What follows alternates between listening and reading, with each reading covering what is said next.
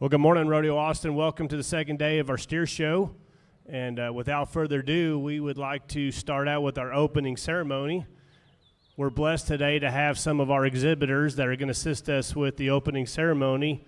And to rightfully start out, we would ask Georgia Tusa from Stanford FFA to open us up with a word of prayer. Would you please bow your heads and pray with me? Dear Heavenly Father, we come to you today thanking you for the many blessings you have given us by allowing us to be together today to do what we love most. We thank you for all the life lessons and memories we have gained throughout our times here, and that we may always cherish and know how amazing you really are. Lord, we ask for your protection over all the livestock and people involved in this show. Lord, I ask that you put your hand on each and every one of us here to lead, guide, and direct us through all that we do. No matter what happens with each and every one of us, I most importantly ask that we take each second of today, spending these memories with each other filled with lots of laughter and love, just as you would like us to do. And finally, Lord, we thank you for what you did for us on that cross so many years ago. We thank you for loving us no matter what the case is, Lord. It is in your name we pray. Amen. Amen. Thank you, Georgia. Next, we have Miss Kinley Rathman from Lubbock County 4-H is going to lead us in the 4-H pledge. In support of the 4-H Club motto, to make the best better, I pledge my head to clearer thinking, my heart to greater loyalty, my hands to larger service, and my health to better living, for my club, my community, my country, and my world. Thank you, Kinley. Next, we have the FFA motto led by Kenzie Nee from Albany FFA. Learning to do, doing to learn, earning to live, living to serve. Awesome. Thank you, Kenzie. And last but certainly not least, the lovely Blair Kadelka is from Lavaca County 4-H is going to lead us or sing the national anthem.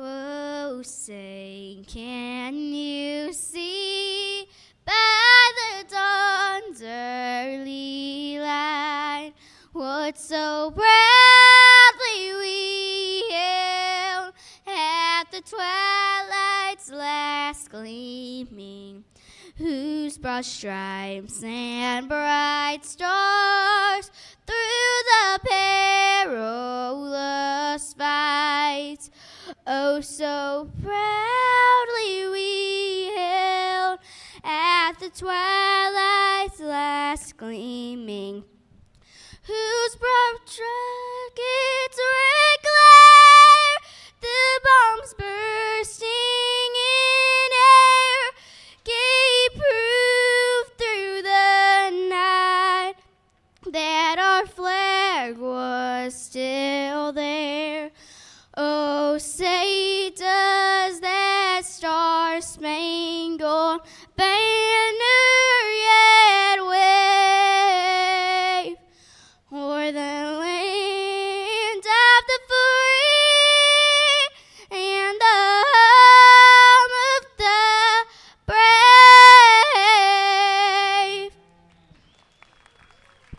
Wow, thank you, Blair. That was beautiful. Let's give all these exhibitors another round of applause. Thank you, ladies.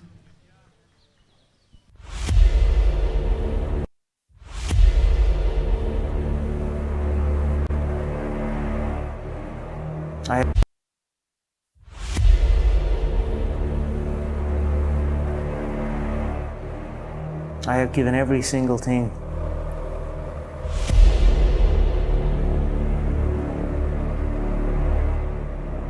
Every ounce of my life to this craft.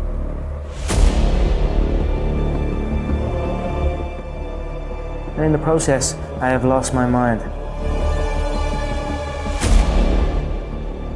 To regular society. To people who wake up at 9 a.m. Who clock out at 5 p.m.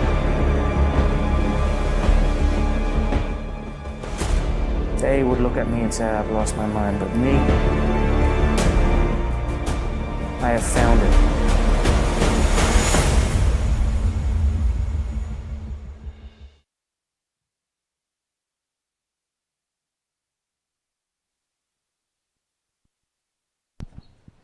Awesome. Thank you, Taylor. All right. This is last call for Class 17 Red Cross. Last call for Class 17 Red Cross. Please move to the holding area immediately.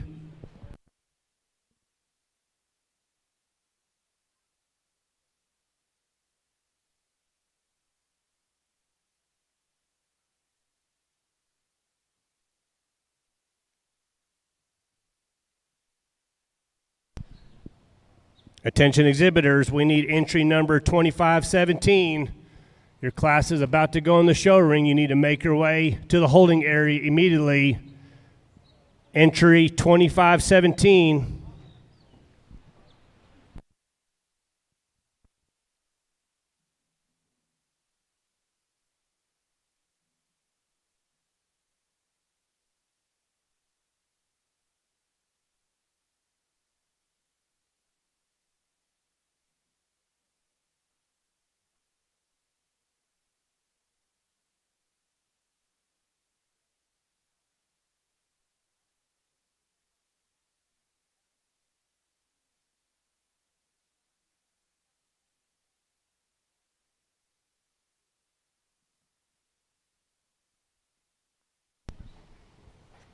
This is last call for entry number 2517. You're about to miss your class. Please move to the holding area immediately. Entry number 2517. Your class is about to enter the show ring.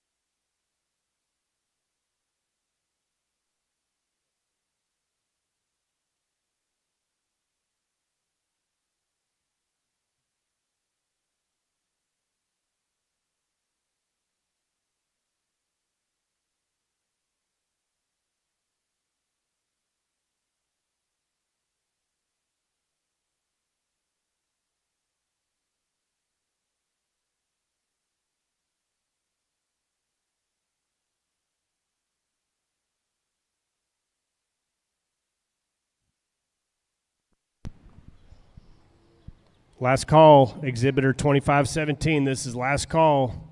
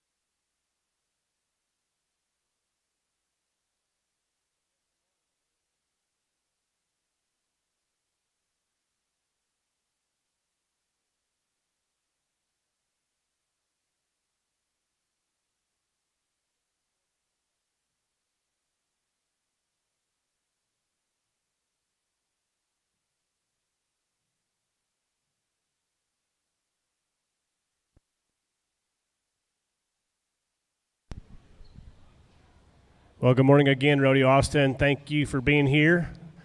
This is day 2 of our steer show. Entering the ring at this time is Class 17 Red Cross. We have 16 entries in this class with weights ranging from 1050 to 1190. We will sell 3 head out of this class. Again, this is Class 17 Red Cross, 16 entries with weights ranging from 1050 to 1190.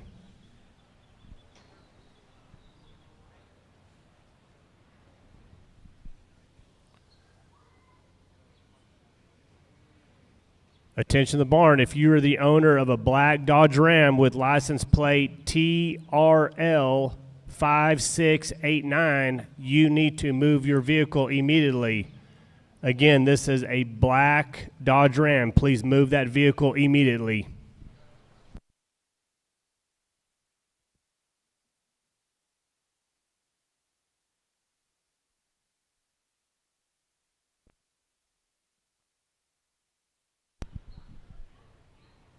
I'd like to take this opportunity to welcome and introduce our steer judge, Mr. Brady Jensen.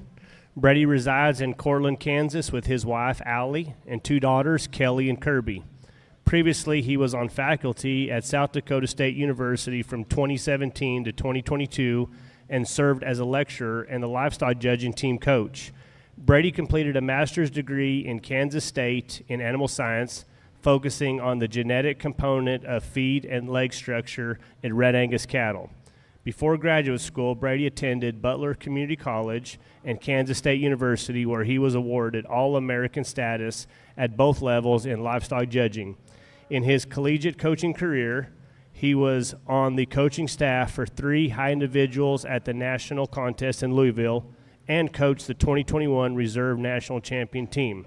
Currently, Brady and Allie assist the family seed stock operation, Jensen Brothers Herefords, in Cortland, Kansas. Please put your hands together and help me give a warm welcome to Mr. Brady Jensen.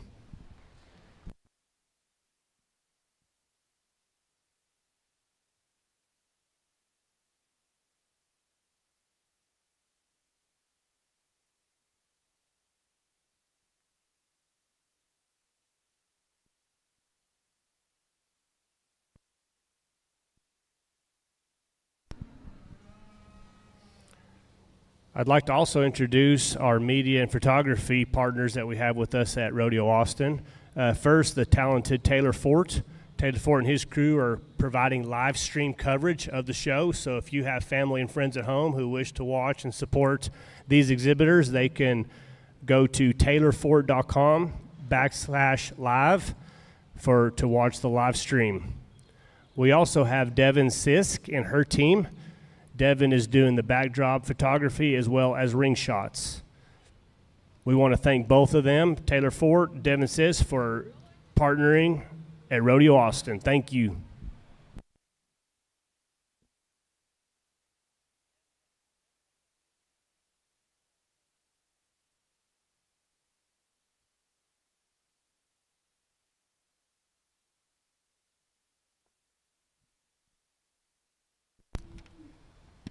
Attention the barn, this is first call for Class 18 Red Cross.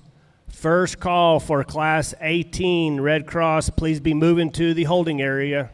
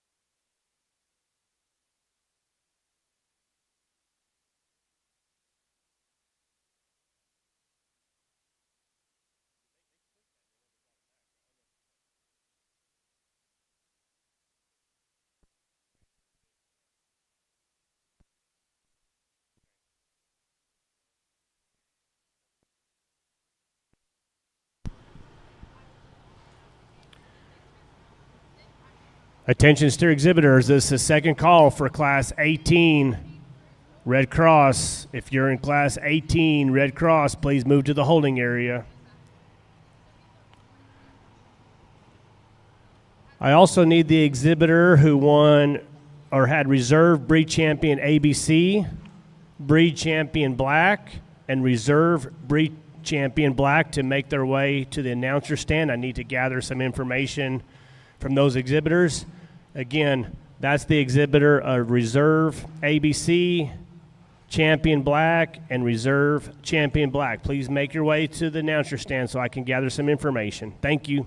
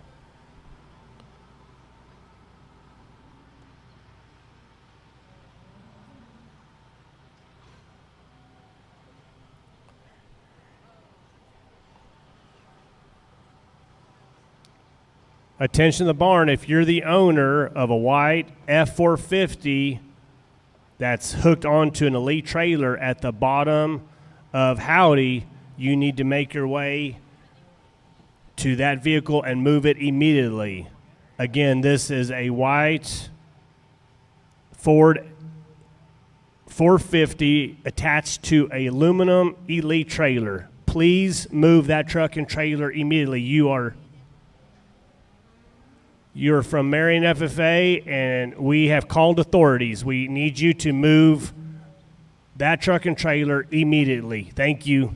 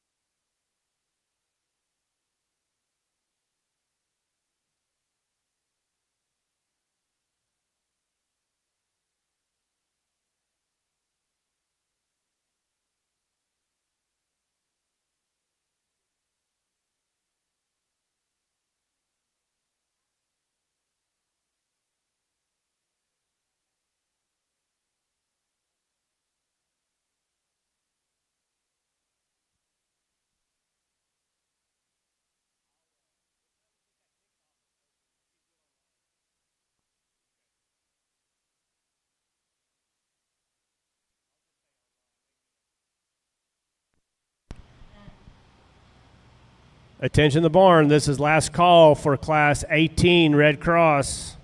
If you are in Class 18 Red Cross, please move to the holding area immediately.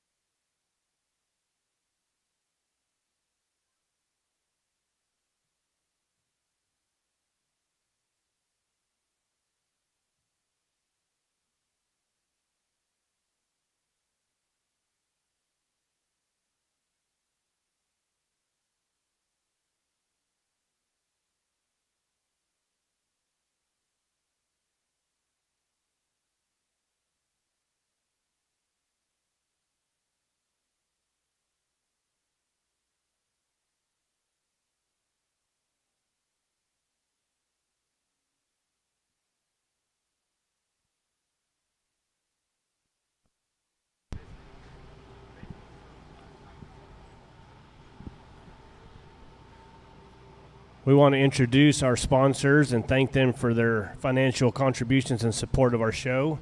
TELUS Equipment Solutions. The show barn is presented by TELUS Equipment Solutions. TELUS Equipment is proud to their partnership with Rodeo Austin, a partnership they've honored to support for several years. They have 4 conveniently located full-service dealerships to serve you in Austin, Marble Falls, New Braunfels, and Seguin. Stop into one of their dealerships today. And the Steer Show is presented by Wrangler. Long live Cowboys, long live Cowgirls.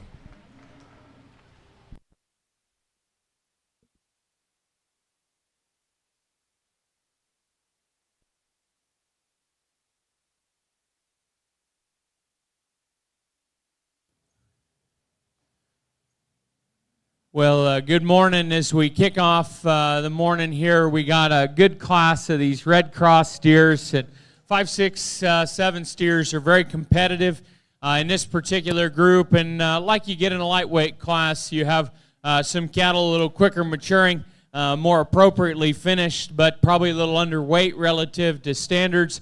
And then you got some underfinished cattle that maybe weren't quite equipped with the durability to get maybe to a finished weight. So I think we're going to lead off with the calf that to me strikes me as kind of a miniature fat steer. He's big ribbed, he's thick, he's opened up and powerful, he's fairly balanced. He's got plenty of bark on him, but I think he is finished. And I like that about him in this particular setting. We do use a lighter weight calf for second, and this red and white painted up calf, I think he resembles a very similar type and kind to our winner.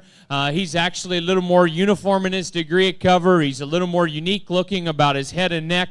I think that's a well-shown, well-presented kind of show steer. Little compact and gives up some scale to these other cattle, but he's lightweight, he's bold, he's thick, and he's powerful. Good quality calf behind in third that's practical. He's big-ribbed, he's right structured.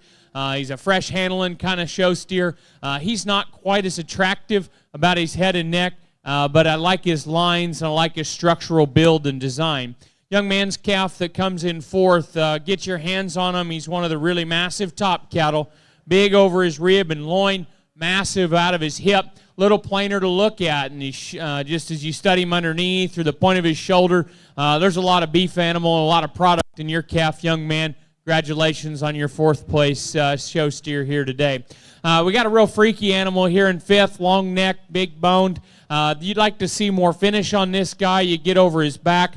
He's pretty raw and peaked behind his blades. That calf, like to change his jaw alignment, but I like him in terms of his bone. You like him out of his hip. He's a unique-looking, raw-made calf that just needs to be more finished and practical in his type and image. We get to a calf behind that you want to make that case for in terms of practicality on the standstill, level line, big ribbed, efficient kind of calf that's just a little robotic in motion as you watch him go. We're going to get into a couple steers here that have some product potential, maybe don't have the design and balance we find ahead. And as we close this good class of lightweight Red Cross steers, you can see a lot of good calves. Just like to change them here or there to push them on up the line. Like we did yesterday, let's put our hands together and reward these exhibitors here in this Red Cross class with a big round of applause.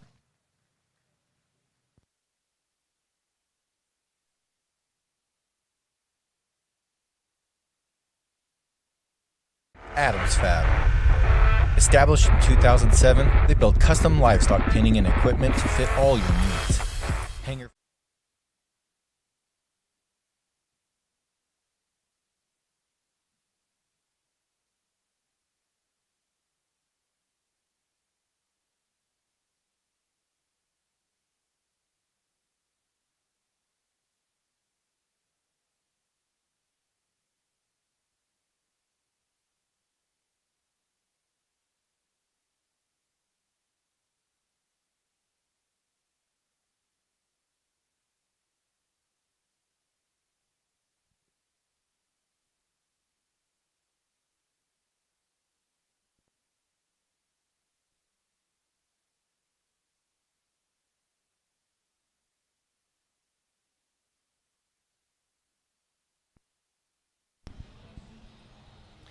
Entering the show ring at this time is Class 18 Red Cross. There are 17 entries in this class with weights ranging from 1244 to 1342. 3 head will sail out of this class. Again, this is Class 18 Red Cross. 17 entries with weights ranging 1244 to 1342.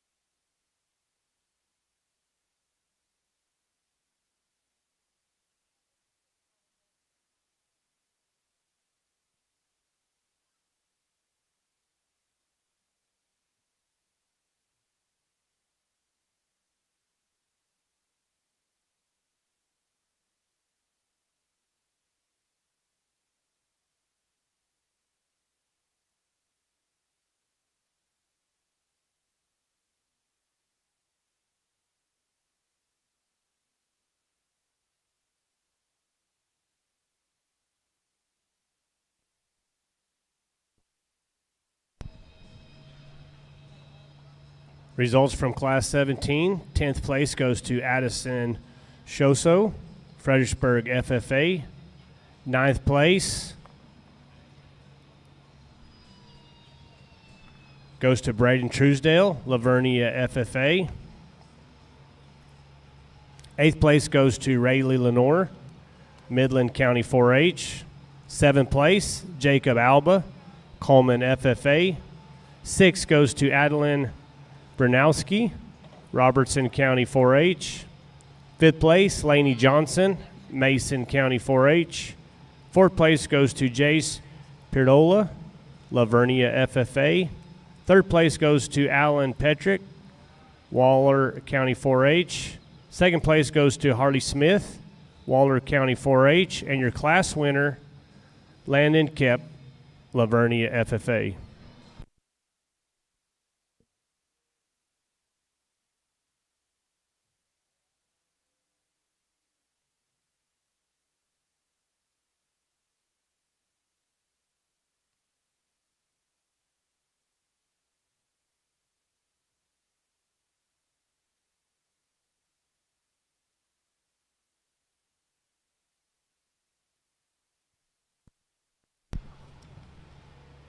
Attention the barn, this is first call for Class 19 Red Cross. Please be moving to the holding area. Again, this is first call for Class 19 Red Cross. Please move to the holding area.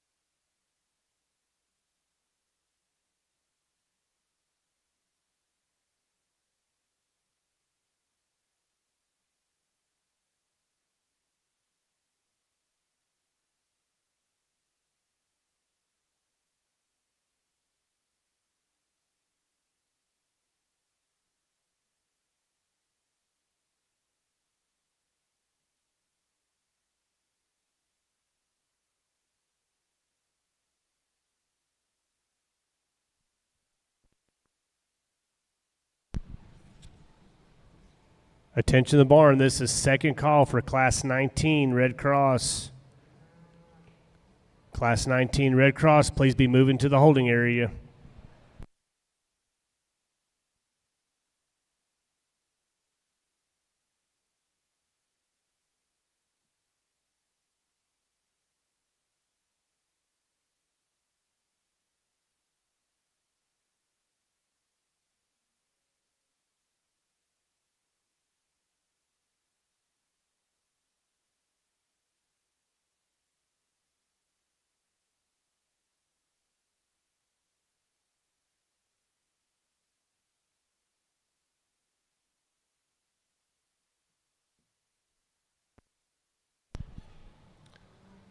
Attention the barn. This is a reminder that every steer that is eligible for the sale, along with breed, division, and reserve breed division, are required to have a backdrop picture. If you have not made your way over to Devon Sisk, you need to, at your earliest convenience, to get a backdrop picture. Again, this is required for every steer that is eligible for the sale, along with breed and reserve breed division.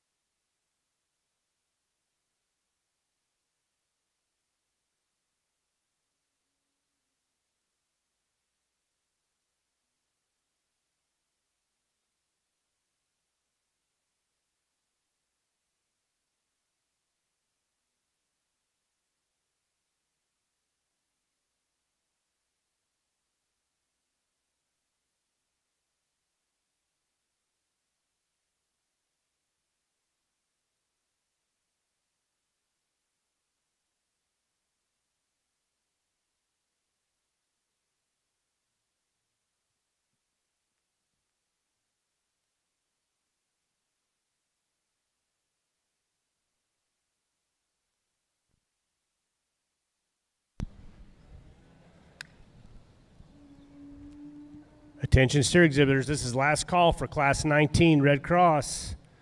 Last call for Class 19 Red Cross. Please be moving to the holding area immediately.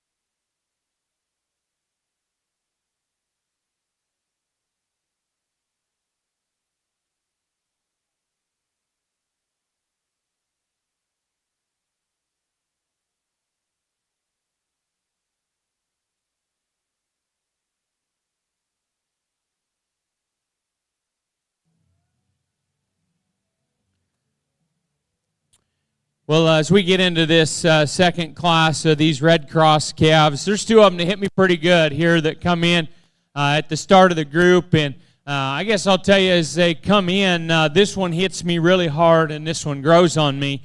And those are the big picture things that I see in them. The black and or the red and white calf to me is more intriguing, just in the way his presentation comes to us today. He's a little bit looser structured.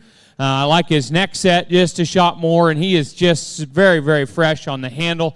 I think he's incredibly uniform in terms of his degree of finish. I think his muscle shape is very on target when you get your hands on him.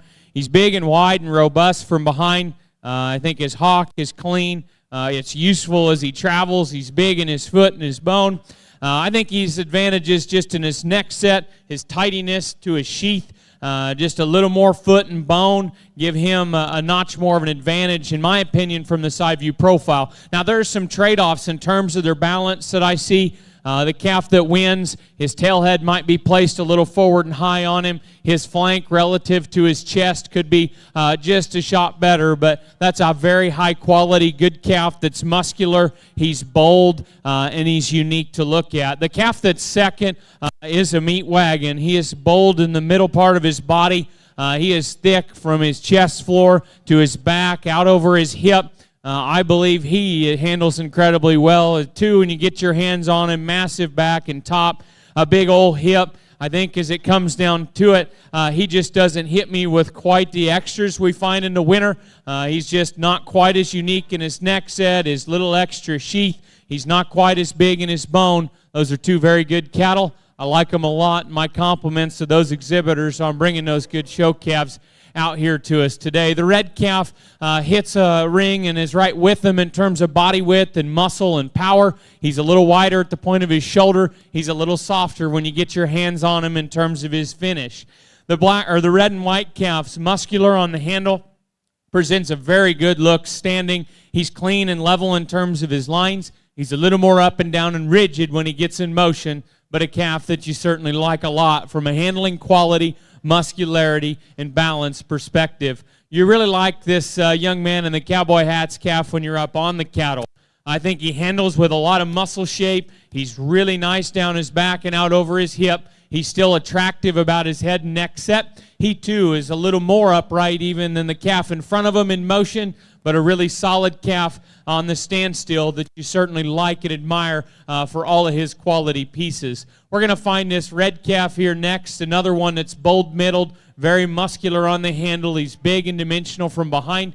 He's a little more fragile and tangled up in terms of his hind leg, but a really good calf in terms of composition and boldness. Calf that comes next has certainly got some quality pieces to him. He's nice-necked and good muscled. He's a little bigger hocked and a little shallower flanked and doesn't balance like the good cattle ahead. Kind of the rougher skinned calf is muscular. The young lady's got here next. Very level in terms of his lines, more up and down in his structure. We're going to hit a nice pair of calves that are practical, that need more cutability and muscularity to them. And we get into this next set of cattle I'd like to improve in terms of their muscle content and structure to get them on up the line, but they're well shown, well presented Red Cross steers. Please put your hands together for a competitive drive of these Red Cross cattle here in Class 2 of the day.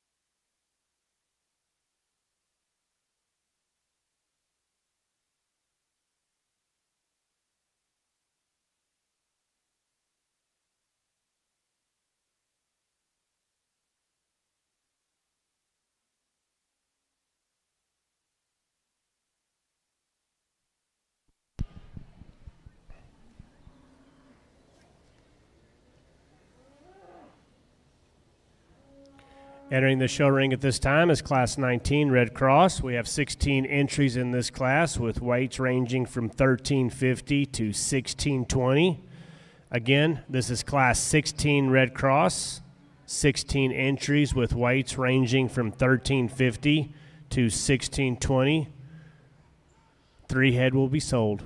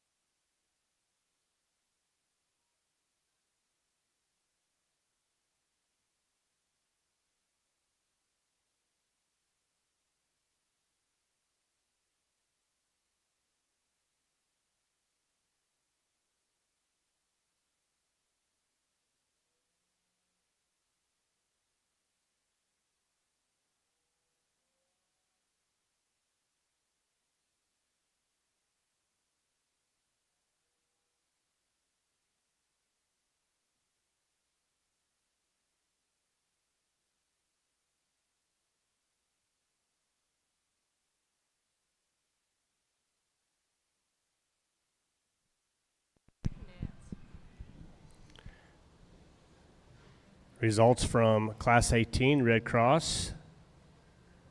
10th place goes to Charlie Tusa, Stanford FFA. 9th place, Caroline Colton, Paradise FFA.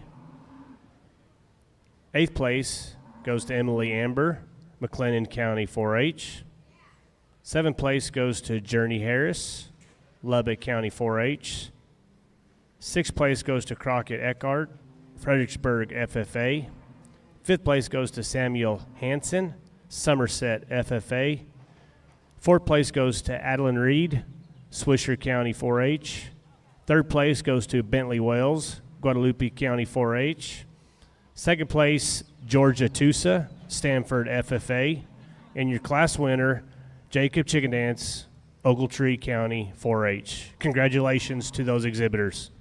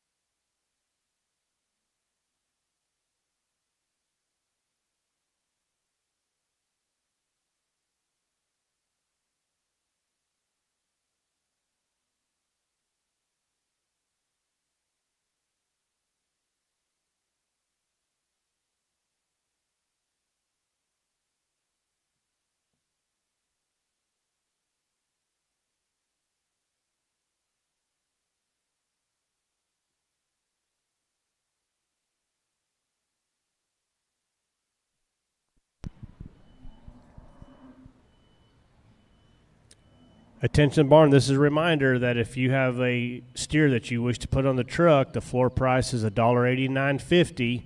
They are open for business. Texas Livestock Marketing Association is open for business, and they are accepting steers at this time.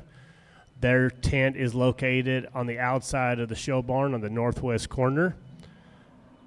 All placing steers eligible for the sale are required to go, so take those at your earliest convenience. This is also a reminder that all placing steers eligible for the show, division champion and reserve division champion, are required to get a backdrop picture from Devin Sisk. So please make your way over to the backdrop to get those photos taken. Thank you.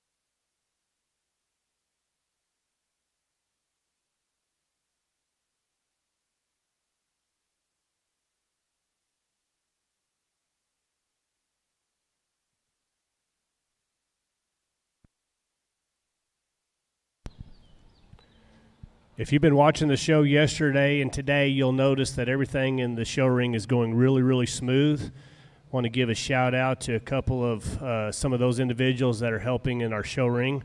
First, our two superintendents of the show, Dr. Mark Miller and Mr. Ed Schneider.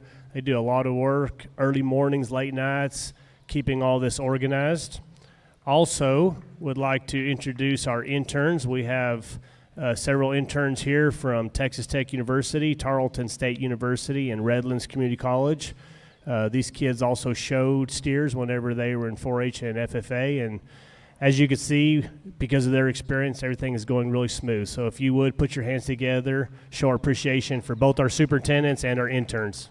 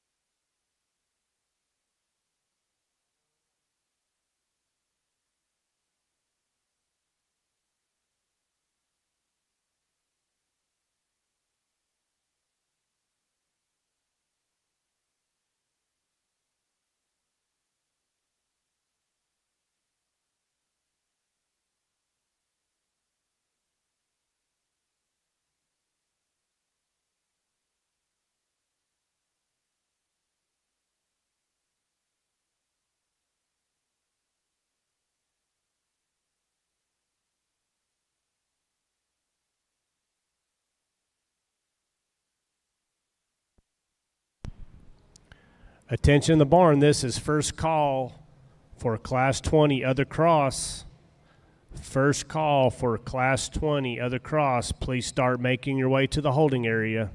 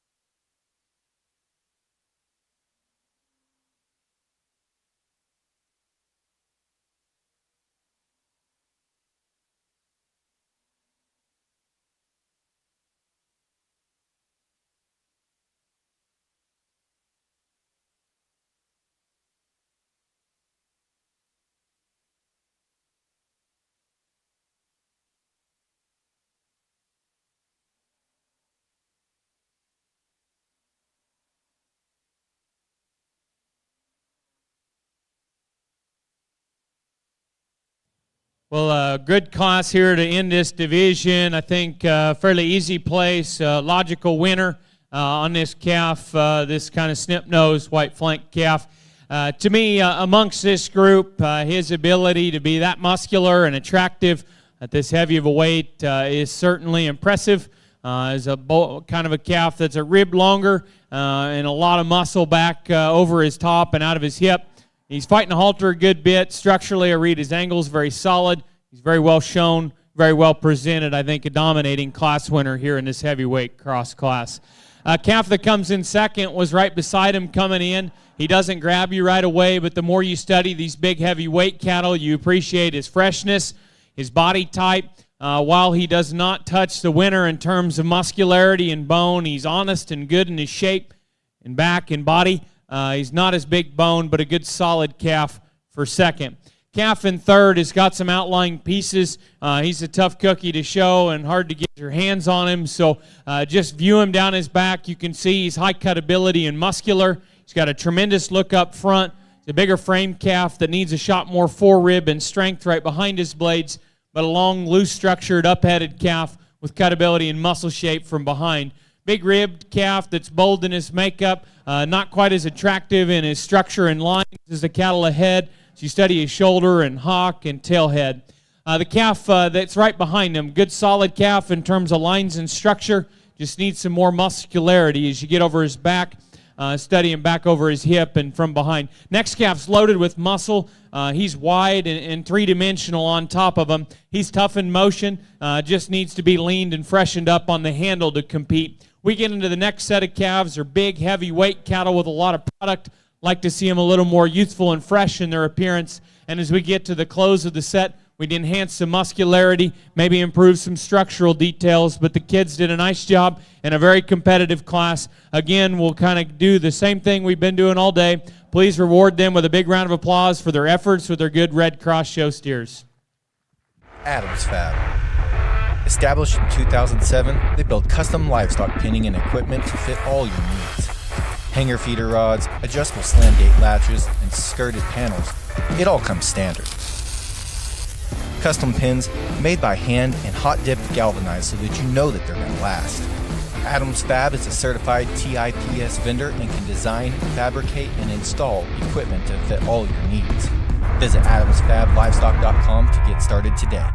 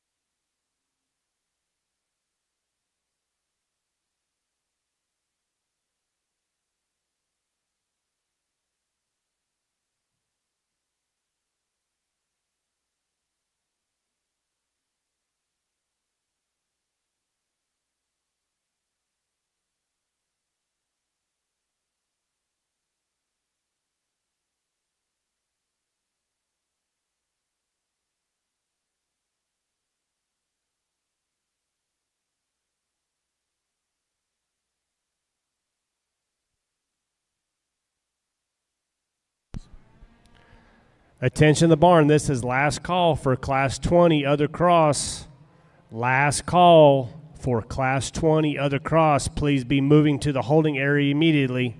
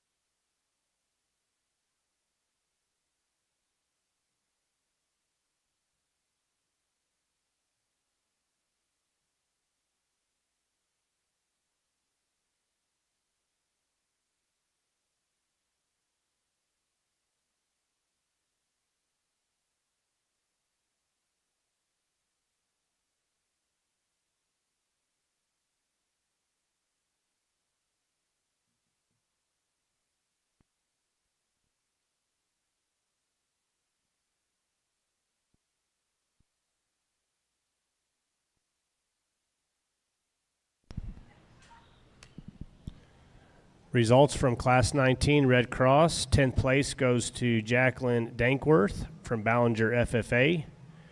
9th place goes to Della Osborne, Mason County 4-H.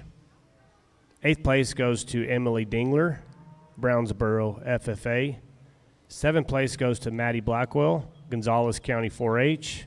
6th place goes to Lydia Schertz, Allen FFA. 5th place goes to Scarlett Aiken from Plainview FFA. 4th place goes to Reese Redwine from Borden FFA. 3rd place goes to Sutton Homan from New Braunfels FFA. 2nd place to Robert Gore, Cisco FFA. And your class winner, Jed James from Grayson County 4-H. Congratulations to those exhibitors.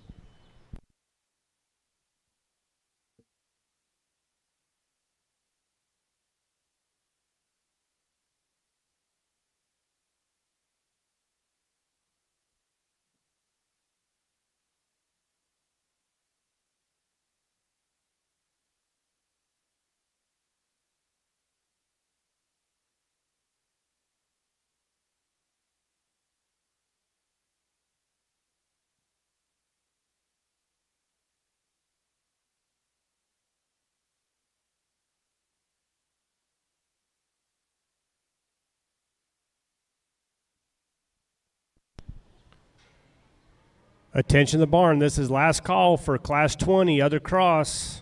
Last call for Class 20 Other Cross. Please move to the holding area immediately.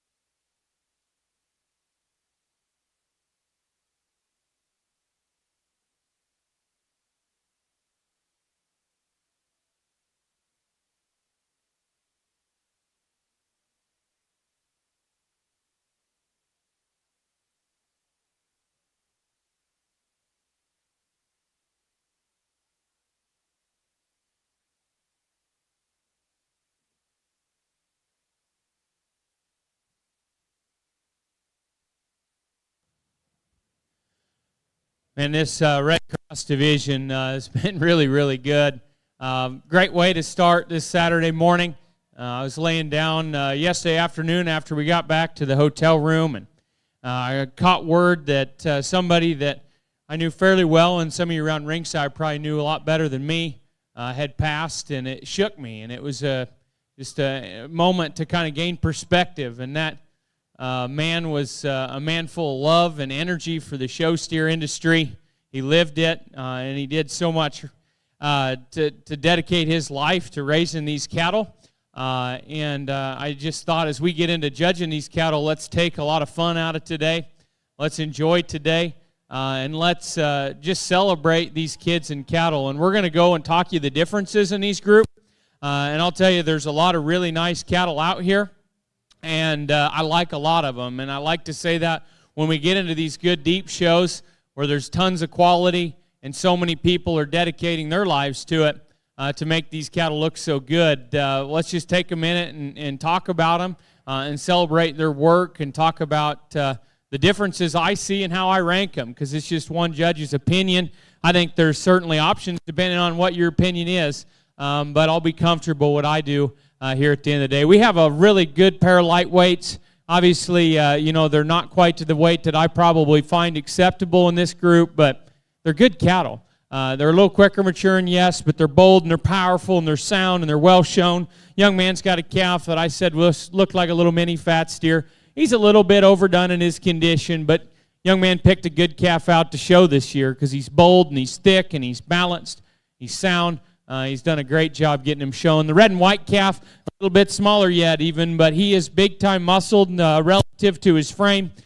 Huge topped and big-ended. That's a good kind of calf that just comes out here and comes a little straighter in his make, but a phenomenal calf. The next two cattle I like an awful lot. They're paired up in the front of that lineup as we were studying the end of that class.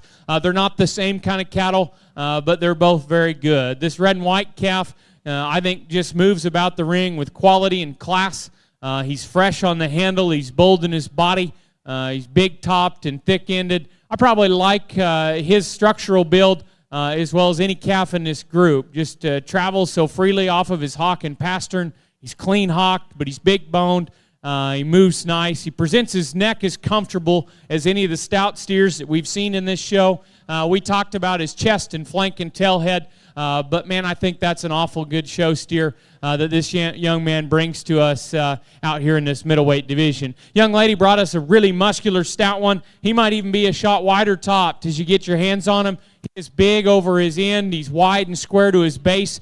He's not as clean and attractive in his lines. You study his sheath and how his neck presents, he is probably just a little lower set. But that calf is so good in the fundamentals. He's square in his build. He's bold in his body. He's very, very muscular over his back. Very on target in terms of his composition. Just not maybe quite as lethal in his build quality and balance that we found in that winter. The calf that this young man brings out of this heavyweight class, I think, is certainly a contender out here as well. As you get your hands on those cattle, he is massive, muscled, as he should be for winning the heavyweight class. He is enormously big out of his hip and tremendously wide and square as he comes down to the ground. I appreciate just his squareness to his hind leg structure relative to his mass from behind. He's so long-bodied and fresh. That's what makes him a good heavyweight fat steer. He probably doesn't balance perfect in his lower body as well as you study his chest to how his rib cage shape and back to his flank. He's not maybe quite as big-boned or footed as either of the cattle out of those middle two spots, but that young man's got a tough calf to show, and he shows the wheels off him. That's a heavy muscle, high cut ability show steer that's very, very well shown. Calf that's second's a practical calf. He slid in there in terms of freshness. He's a solid calf in terms of composition and build and fits this lineup very, very good. I'll show you my two favorites in this Red Cross lineup. Please put your hands together and celebrate these kids' success here in this Red Cross division.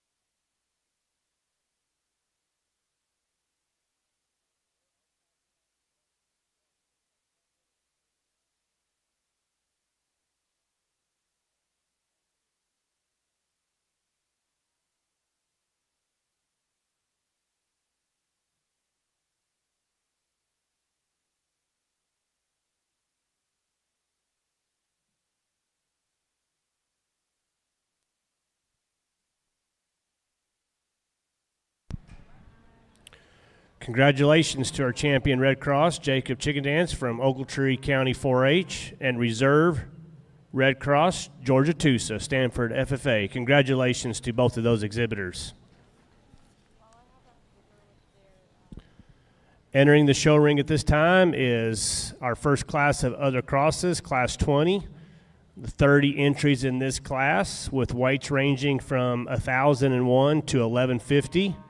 Again, this is Class 20, other cross, 30 entries in this class with weights ranging from 1,001 to 1,150. 4 head will sail.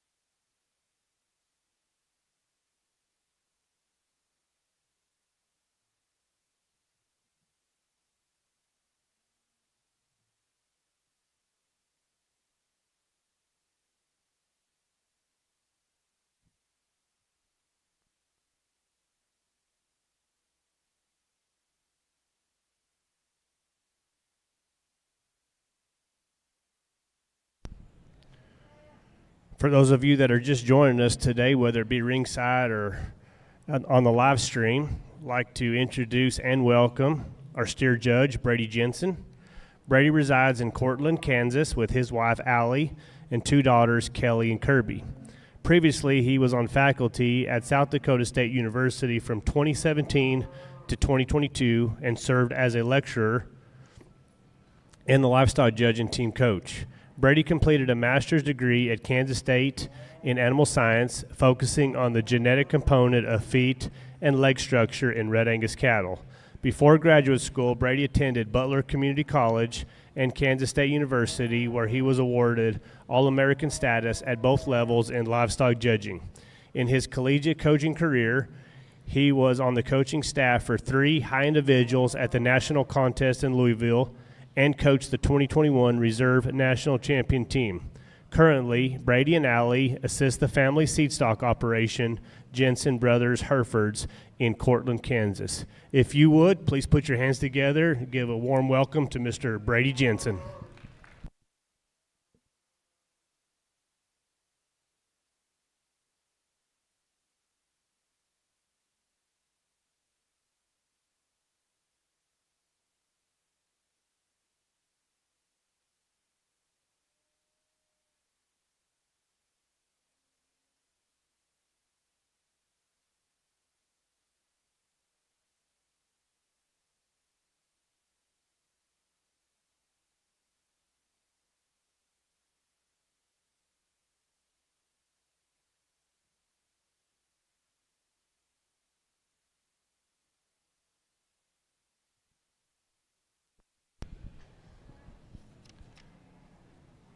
Attention steer exhibitors, this is first call for Class 21, Other Cross. Class 21, Other Cross, please start making your way to the holding area.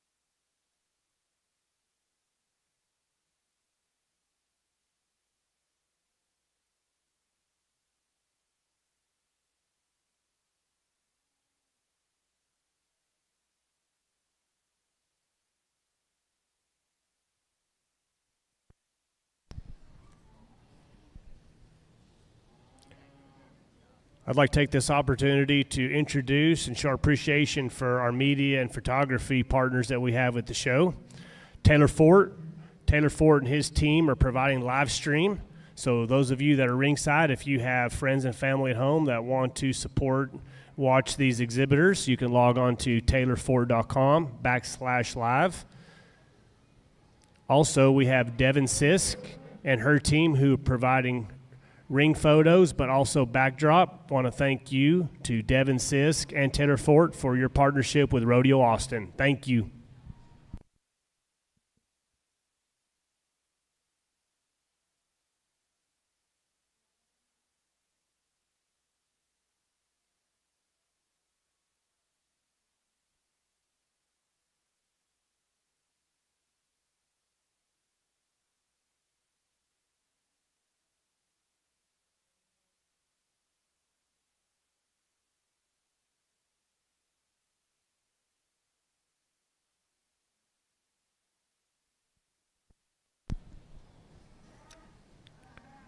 Attention the barn, this is second call for Class 21, Other Cross. Second call for Class 21, Other Cross. Please start making your way to the holding area.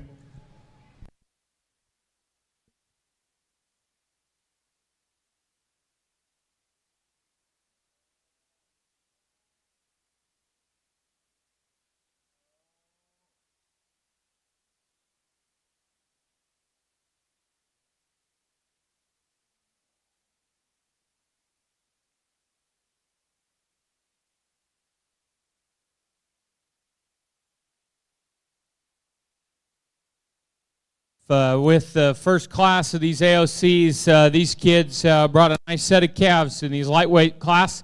Please put your hands together and reward these exhibitors here exiting the ring with a really solid set of AOC lightweights.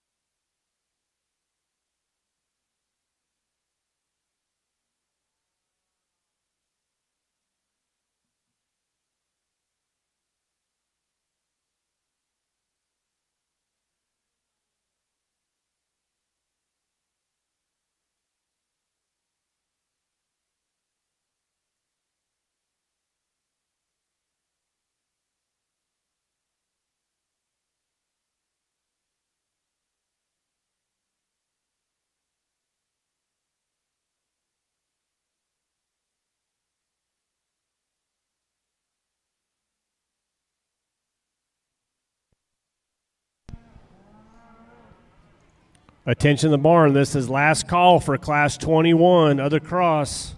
Last call for 21, Class 21, other cross. Please move to the holding area immediately.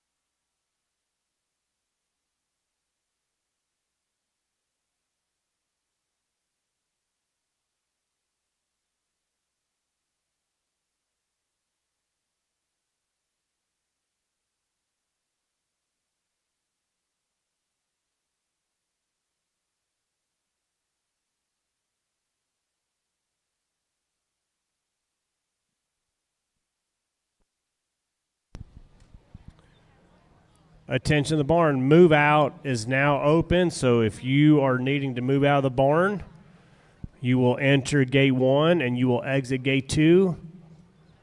But we are now where you can do the move out process. Thank you.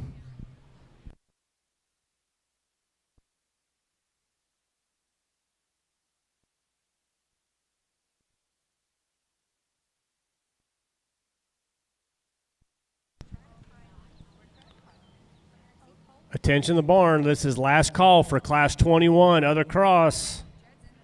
Last call for Class 21, other cross. Please make your way to the holding area immediately.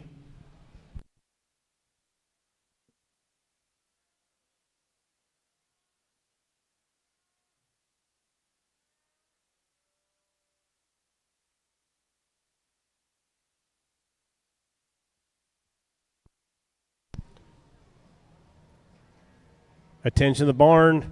Exhibitor 1050. You are needed in the holding area. Again, this is entry number 1050. Please make your way to the holding area. Your class will be going in the show ring soon.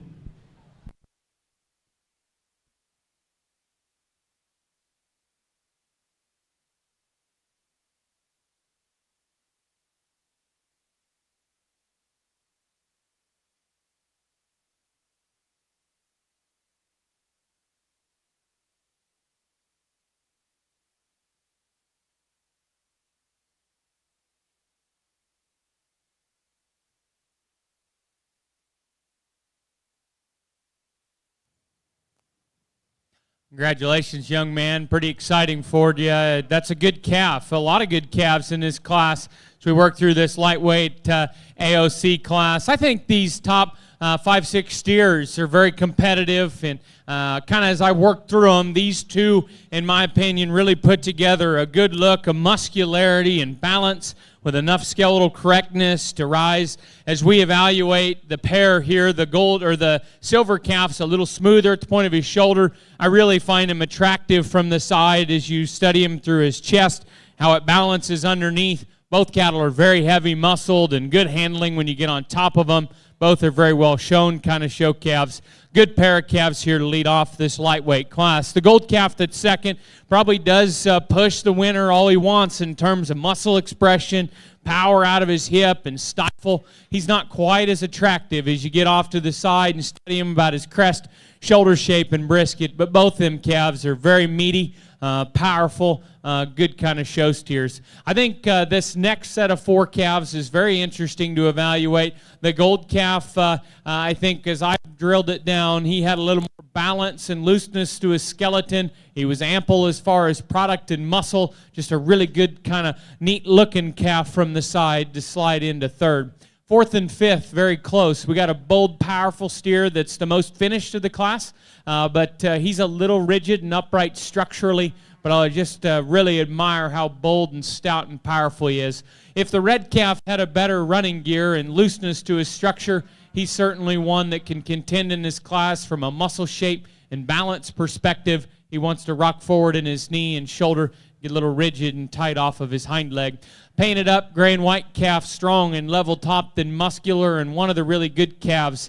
And I thought from him forward, boy, you could have justified a lot of rankings. He's a little harsher built in his structure and flank, but a good calf in terms of muscularity and strength at top line. The final 3 calves are different. We got a bold, powerful one, a smooth, sound one, and a big, powerful one that needs a little cleaner hock. But nice cattle in this class. Again, put your hands together and reward these exhibitors in this AOC Class 1 with a good set of show steers.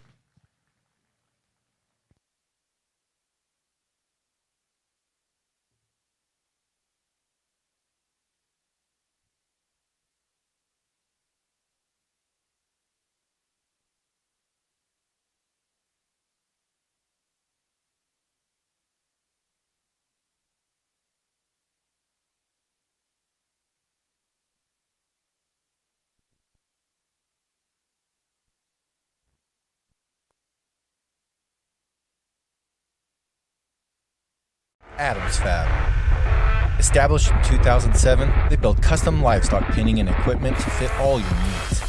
Hanger feeder rods, adjustable slam gate latches, and skirted panels. It all comes standard. Custom pins made by hand and hot dipped galvanized so that you know that they're going to last.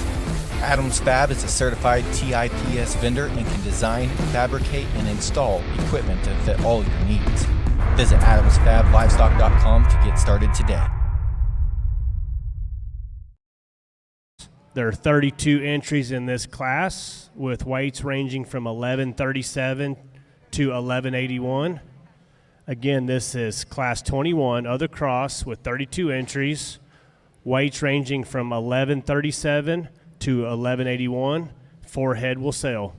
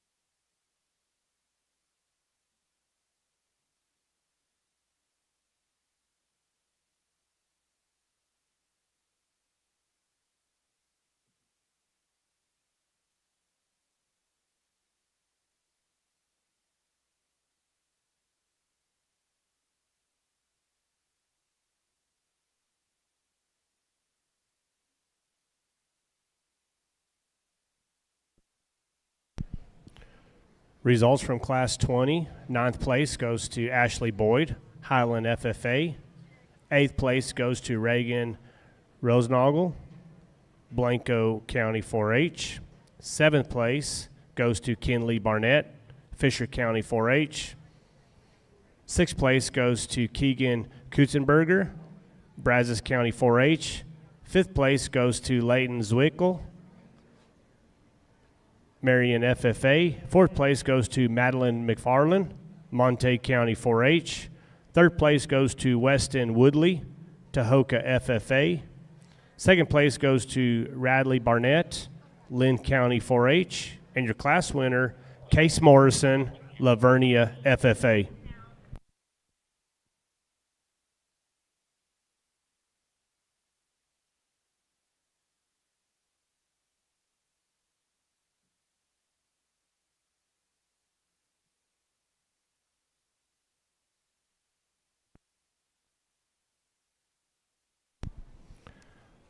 Attention barn, there is a white Ford dually pickup pulling a elite trailer that is out at Howdy that needs to be moved immediately. You are blocking traffic. If you are the driver of that white Ford dually hooked onto an elite trailer, please go out there and move that truck immediately. Thank you.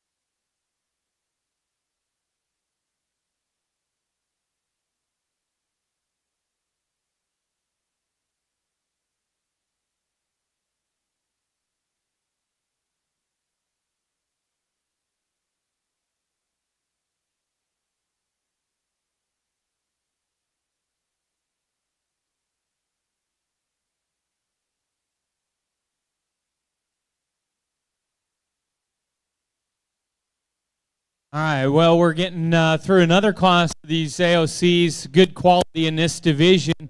Again, there's a lot of young people exiting the arena with strong calves. We rewarded some compositional correctness and a little extra balance as we work through this set. Put your hands together and congratulate these exhibitors for bringing this set of AOC steers to town.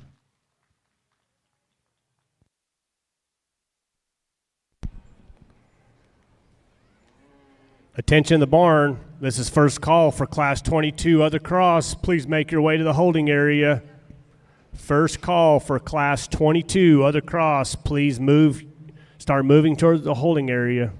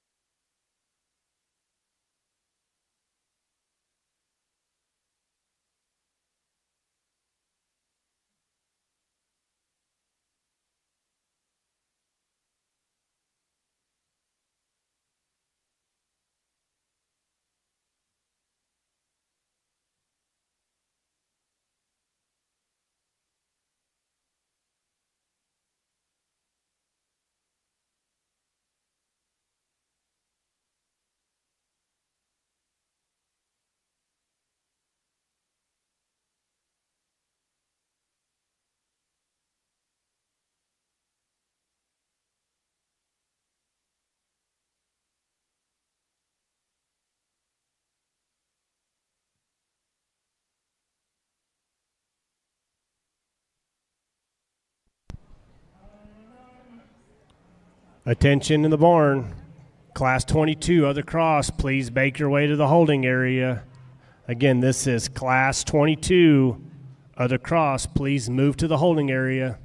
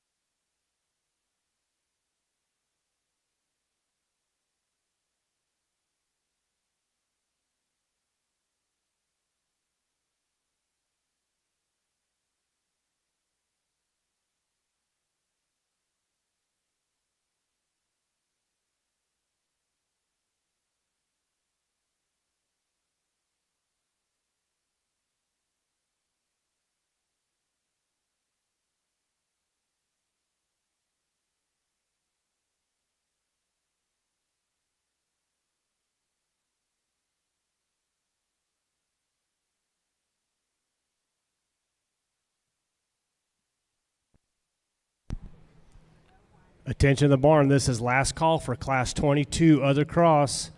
Last call for Class 22 other cross. Please move to the holding area immediately. Thank you.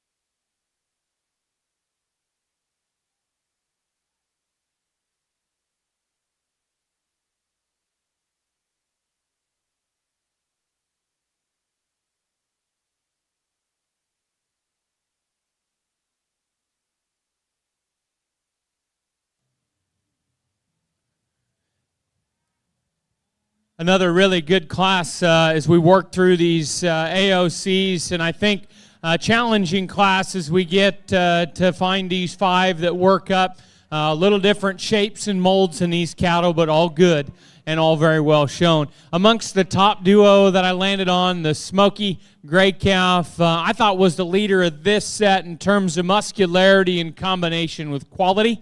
He's got a big back in him. He handles so massive and true. He's big out of his hip.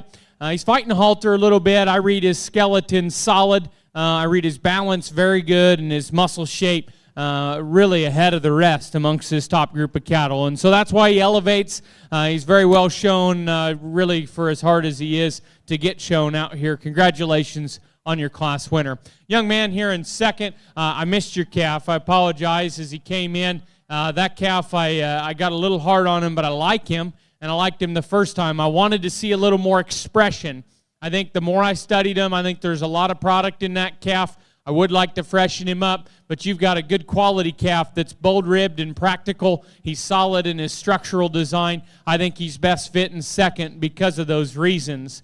Calf in third's got some pieces that'll intrigue you. He's very well shown. He's up-headed. Obviously, he's the deepest ribbed calf of the top group. I wish he had a little more real muscle shape. When you get on top of them, steady them directly out of the back of their shoulders and into their forerib and at their base. But that's a flexible, structured, high-quality calf that's certainly built with some uniqueness as you get off to the side. Young man, your calf in fourth was rewarded for his cutability and shape. He's very big and massive up high. He's a little tougher on motion as you study his front structure, but you really have to admire just the sheer product potential in that calf on top of him. The gold baldy calf makes a case because he's big-boned, loose-built, long-bodied, and muscular. He just gets a little plainer than the rest out here in his brisket and sheath and top line.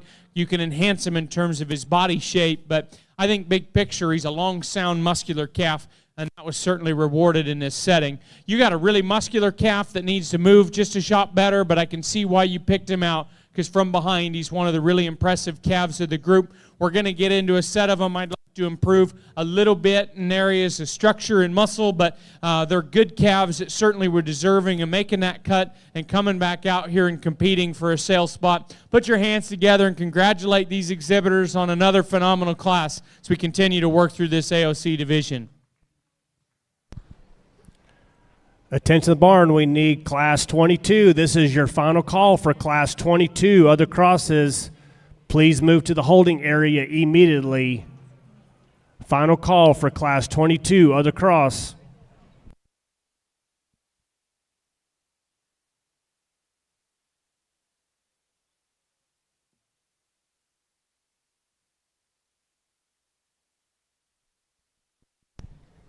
Attention the barn. We need exhibitor 2733. You need to make your way to the holding area. Your class is going to be going in the show ring soon. Again, this is entry number 2733. Please make your way to the holding area immediately.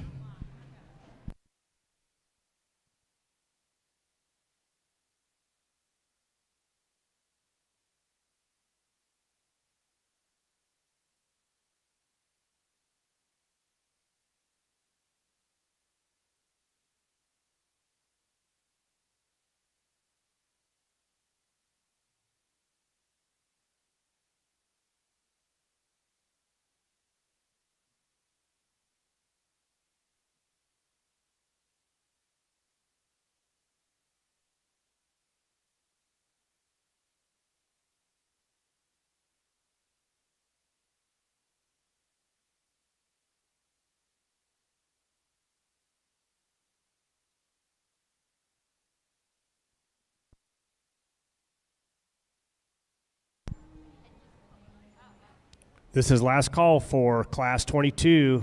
We need entry number 2733. Your class is about to go in the show ring. You're going to miss your class.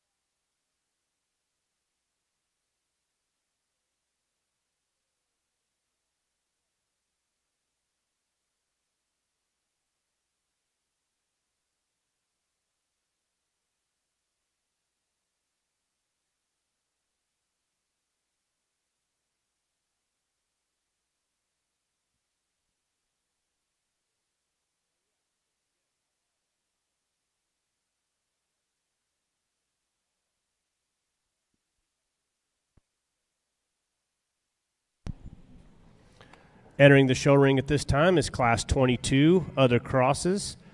We have 29 entries in this class with weights ranging from 1190 to 1229.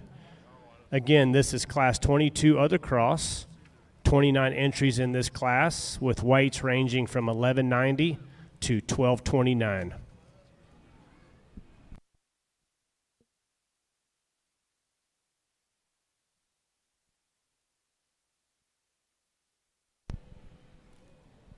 Results from Class 21. 10th place goes to Brendan Henry, New Home FFA. 9th place goes to Luke Morowitz, Falls City FFA. 8th place goes to Landon Sorensen, Lake Creek FFA. 7th place goes to Cooper Way, Floresville FFA. 6th place goes to Jackson Powlick, Falls City FFA. 5th place goes to Steele Strube, Tom Green County 4-H. 4th place goes to Davis Johnson, Mason County 4-H. 3rd place goes to Keelan Poe, Needville FFA. 2nd place goes to Bryce Thorne from Bryson FFA. And your class winner, Cooper Matheson, B County 4-H. Congratulations to all those exhibitors.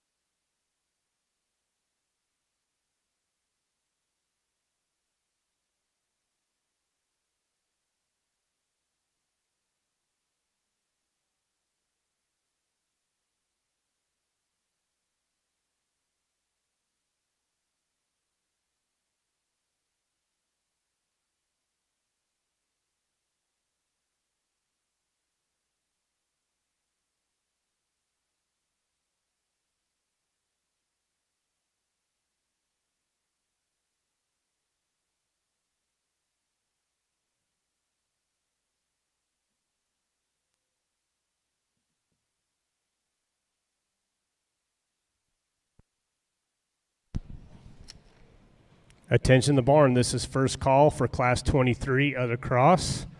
First call for Class 23 other cross. Please make your way to the holding area.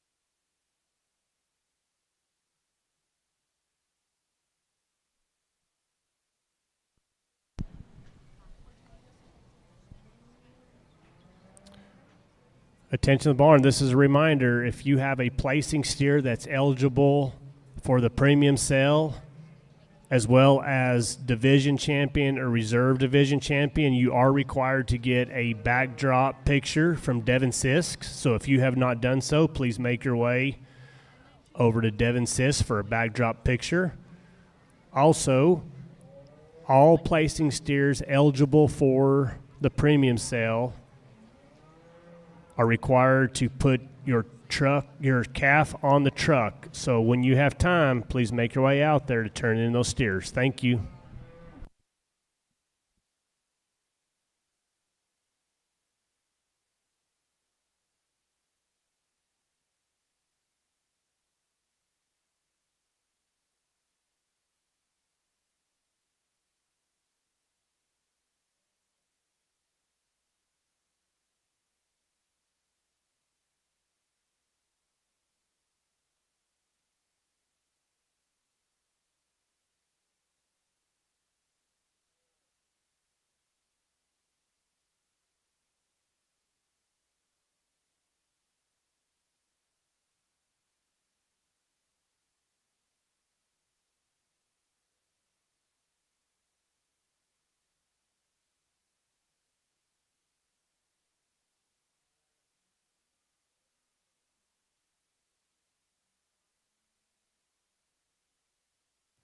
Man, what a beautiful morning for a steer show. What a way to spend a Saturday morning.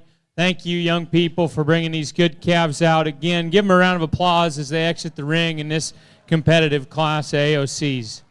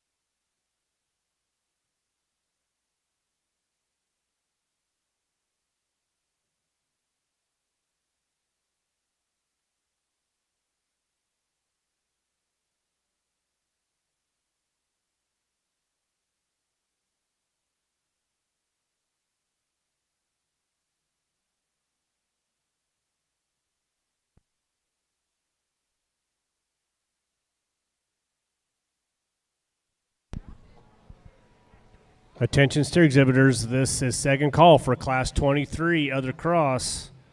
Again, this is second call for Class 23 other cross. Please be moving to the holding area.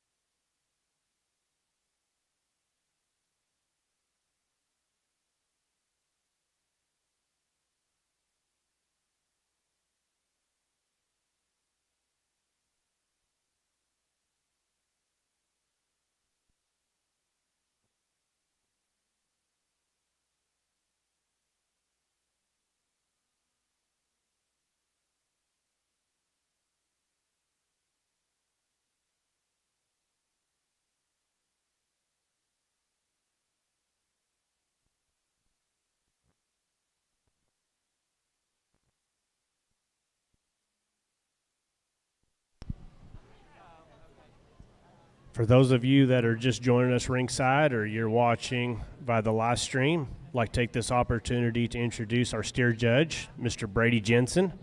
Brady resides in Cortland, Kansas with his wife, Allie, and two daughters, Kelly and Kirby. Previously, he was on faculty at South Dakota State University from 2017 to 2022 and served as a lecturer and the livestock judging team coach. Brady completed a master's degree in Kansas State in animal science, focusing on the genetic component of feet and leg structure in Red Angus cattle.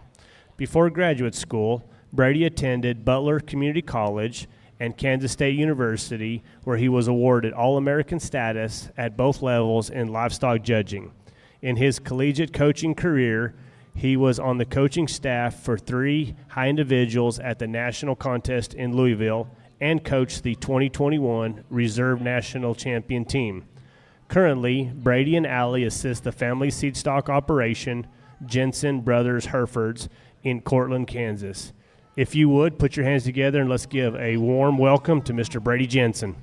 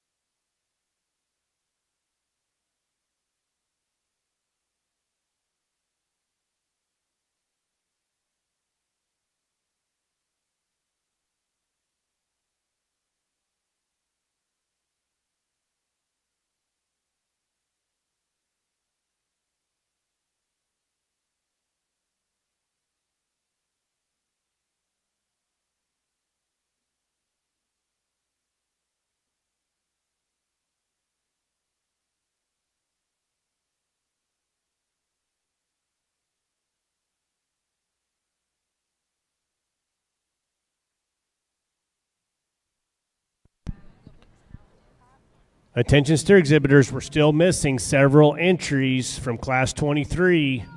We need entry number 6519, entry 4961, entry 1357, entry 2593, and entry 4057. Please make your way to the holding area immediately.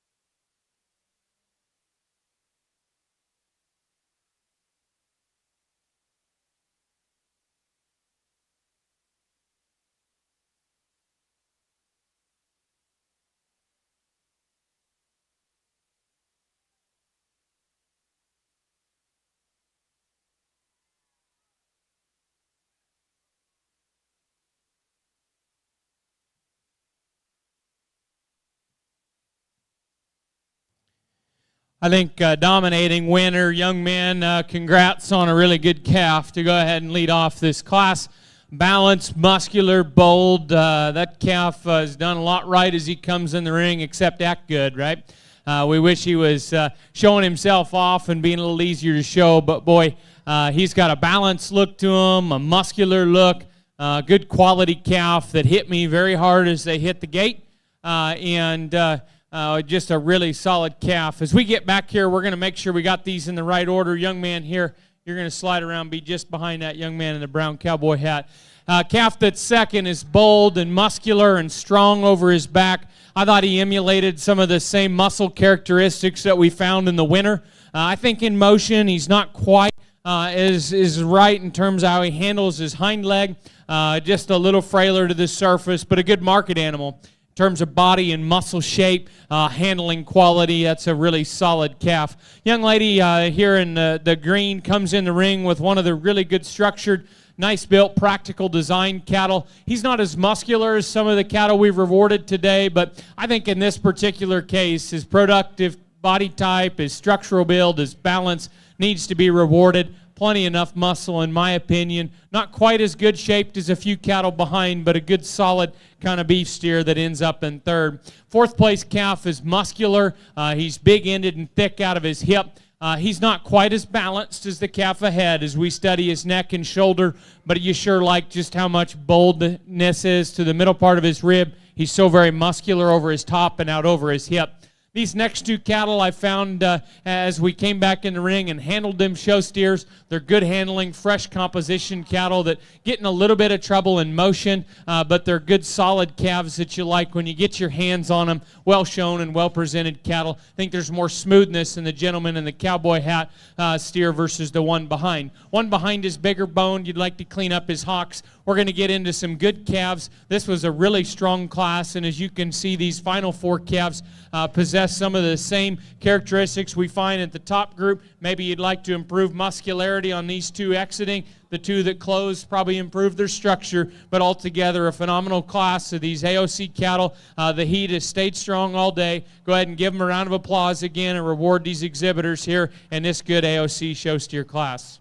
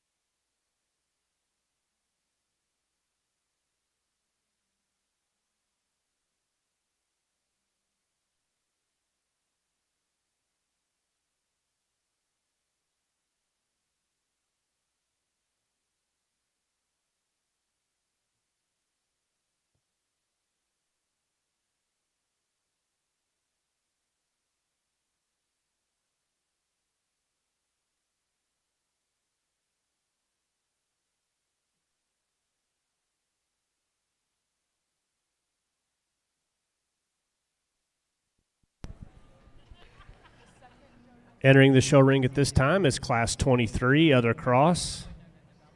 30 entries in this class with weights ranging from 1235 to 1302. Again, this is Class 23, Other Cross. 30 entries with weights ranging from 1235 to 1302. 5 head will sail.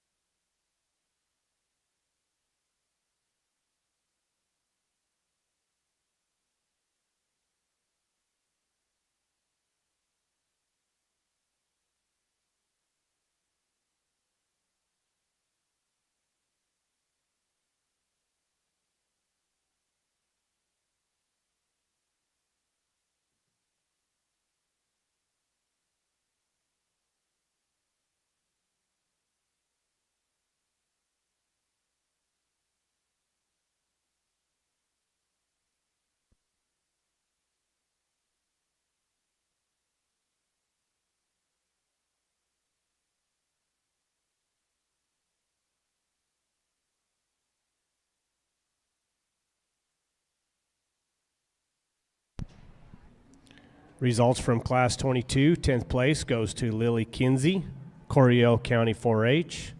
9th place goes to Whitley Wytrick, Marion FFA.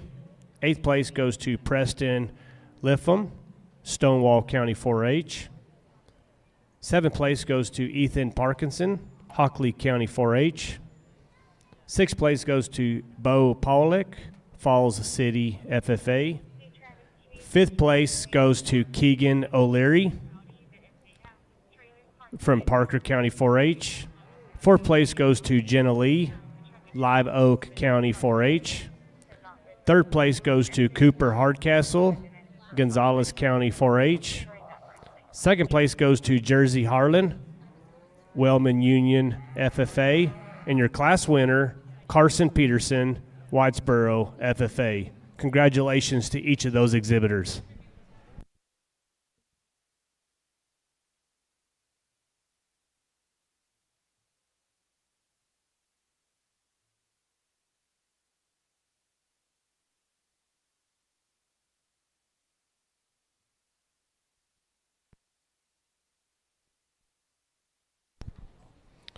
Attention to the barn. If you have made it to the barn for move out, you need to get your truck and trailer loaded and you need to move. We need to get other exhibitors in here to move out.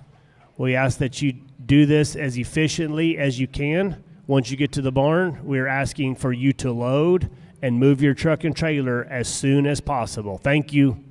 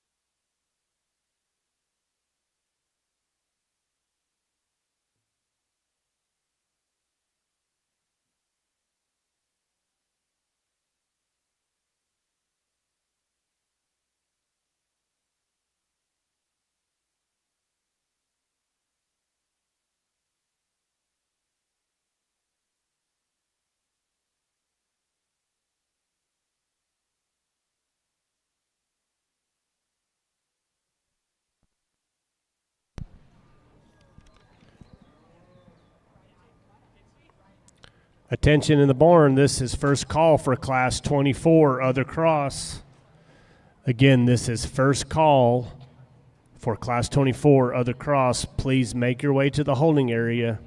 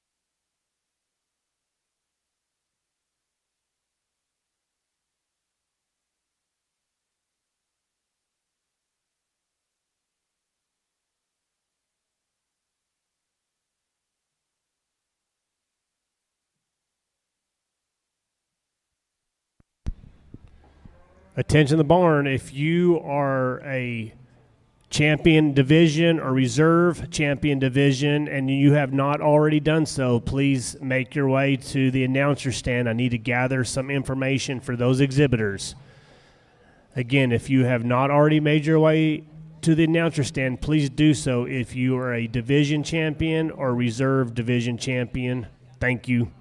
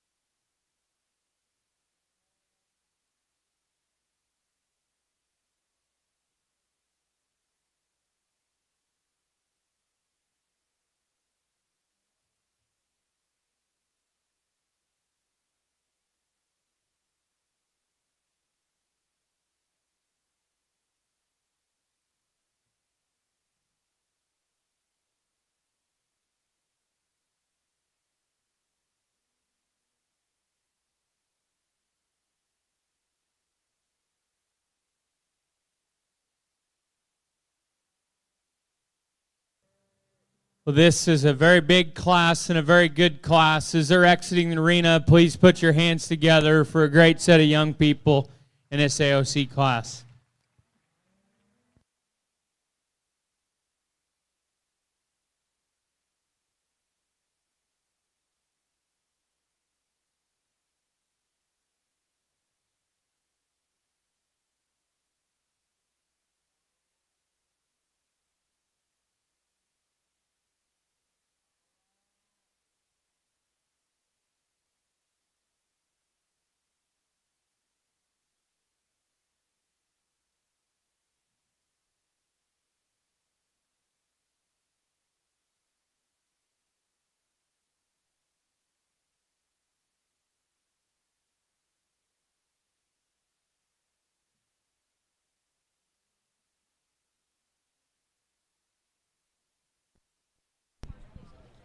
Attention the barn, this is second call for class 24, other cross. Please make your way to the holding area. Again, this is second call for class 24. Please move to the holding area.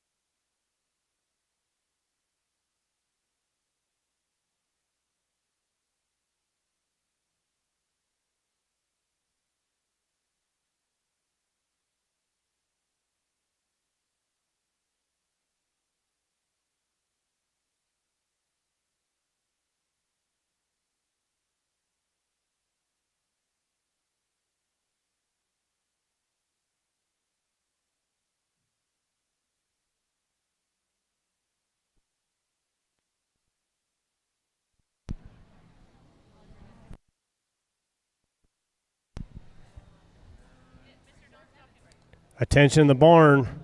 If you're the driver of a white F450 that is hooked onto an elite trailer with license plate VKH9919, you need to move that immediately. We have been contacted by the police and they are calling for a tow truck. Again, this is the white F450 with the aluminum trailer out at the Howdy lot. You are in the way, and the police have contacted the tow truck.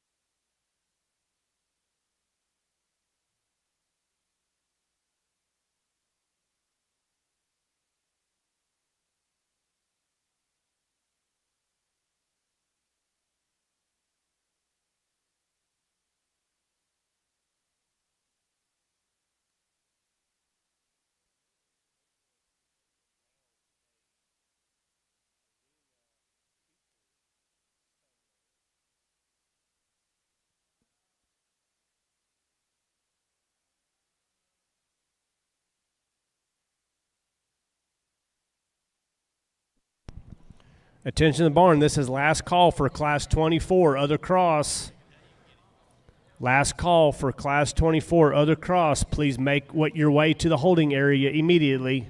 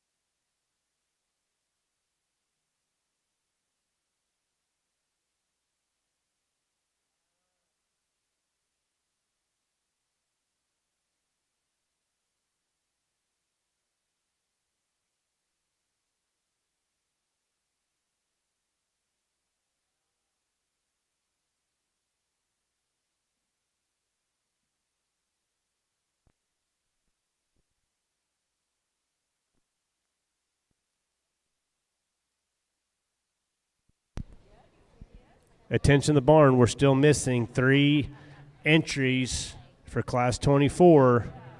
Entry number 2954, entry 2185, and entry 1381. Please make your way to the holding area.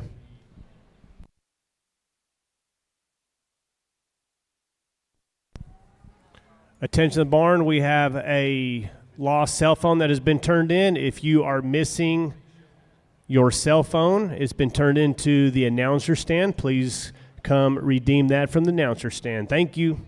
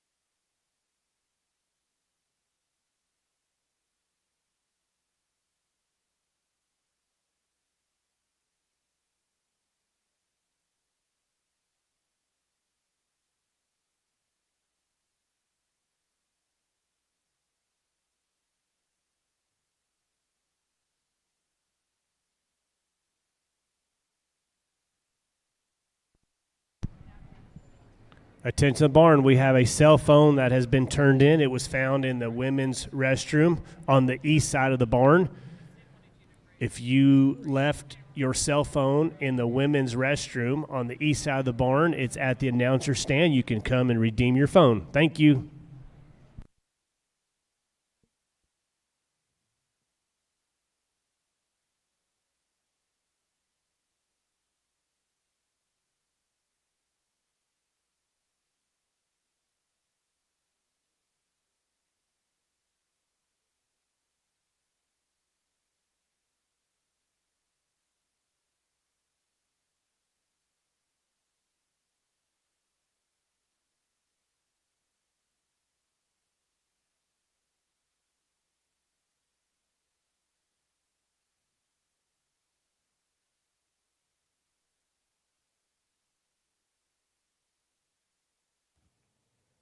I had a lot of fun working with the young people in this group. That was a strong class. And these two calves up front hit me really hard when they came in. I think they're a really great pair to get in and study and discuss. And I think they're all the way to the last calf that was placed in this class. You could shuffle and shake them around, and I'm really, really happy that we found those couple 3, 4, 5, 6 calves that needed to be rewarded. Top pair's very good. The difference is I see the young ladies' calves just better structured. Both of them probably move fine. You could probably talk about that, this and that, but just the hock, mainly the cleanliness of hock, and I'm going to say comparatively square from behind. He's probably not perfect there, but I think he's an improvement versus the calf behind.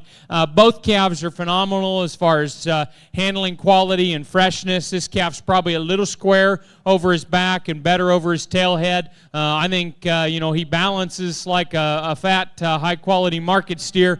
He's structured good. Neither of those calves, for as cool and nice of a day it is, really wanted to get out and showcase themselves in motion. But I think as you break down the fundamentals of his skeleton, you're really going to like that calf. Really just a solid kind of show steer to win. A lot of big pieces in this two-tone calf that comes in second, and this young man hustles and hustles to get all he can out of showing this calf. I admire that so much. He's cool, man. He's got as neat of a neck set as we've seen. He is dynamic from the side in terms of his balance underneath. I probably toned down his tail head and change his hock. He's not got quite as much back shape as what you think he does in terms of his bone, his barrel, and his hip. But I think that comes with how he's built in his spine and tail head. But, man, I don't want to get too hard on that calf because he's as heavy structured, as neat looking and balanced standing as far as a cool look as we've had. That's a very good calf, and my congratulations goes to that young man. These next two calves end up third and fourth in a class that's tough and challenging. They weren't cattle that hit you, and they probably still don't hit you right away, but you start breaking down the fundamentals of muscularity, cutability, uniformity of finish with a quality skeleton, you're going to like both of these cattle. That young lady's calf does not have the dynamic pieces of them top two. You could argue he's maybe just a touch more fundamental in his structure in areas. He just doesn't wow you. He doesn't have quite the extra in terms of bone, muscle, or power that we find in that top duo. But you break that calf down, and you better not get too hard on him because there's a lot of good that you can find in him from nose to tail. Kind of the calf that may have a shot of eared influence is going to slot in fourth. He's not as neat in some parts, but I think his skeleton's fundamental. He's shaped good, little rounder rump, but he's bold, he's muscular, well shown, and good structured. The difference is here in fifth and sixth, their body and finish. I think the gold calf's just a little bigger ribbed. That calf was wanting to fight the halter. Obviously, he's got a nose ring. He wants to get a little round and bunched up in motion. Doesn't hit you as quality. Calf behind, I don't think he's finished. That calf becomes finished. He pushes that top of the group very, very hard because he's sleek made. He's well shown, well presented, and good muscle down his back. We get into a couple calves that need a little more muscle shape and body width to slide up, and we're going to close with a good set of calves that are practical ribbed. They're sound enough in their structure. We could have changed this or that in terms of muscle or balance, but I was impressed with this class all the way through. I ask you ringside, put your hands together for these exhibitors in this AOC class.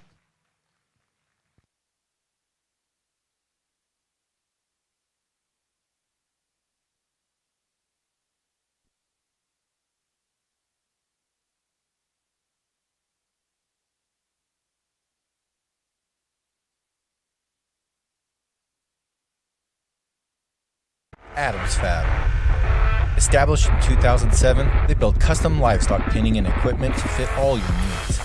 Hanger feeder rods, adjustable slam gate latches, and skirted panels. It all comes standard. Custom pins made by hand and hot dipped galvanized so that you know that they're going to last. Adams Fab is a certified TIPS vendor and can design, fabricate, and install equipment to fit all your needs. Visit adamsfablivestock.com to get started today.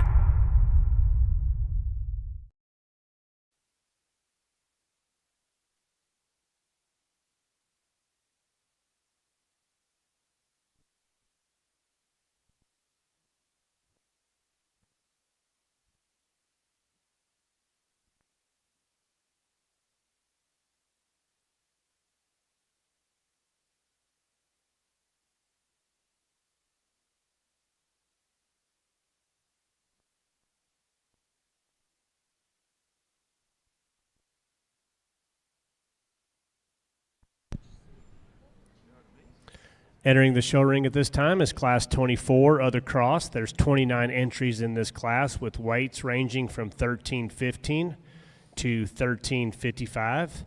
Again, this is Class 24, Other Cross. 29 entries with weights ranging from 1315 to 1355. Sell 5 head.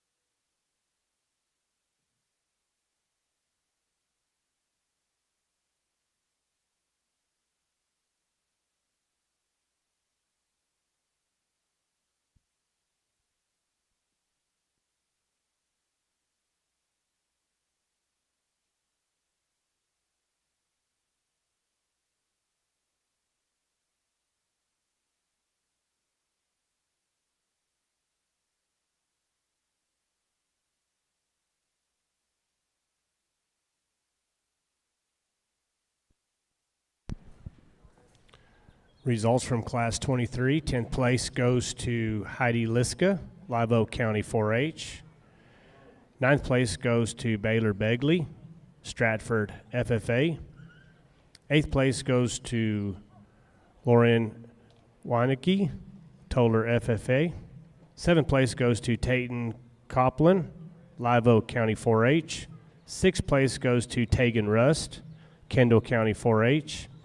5th place goes to Blakely Benson, Tom Green County 4-H.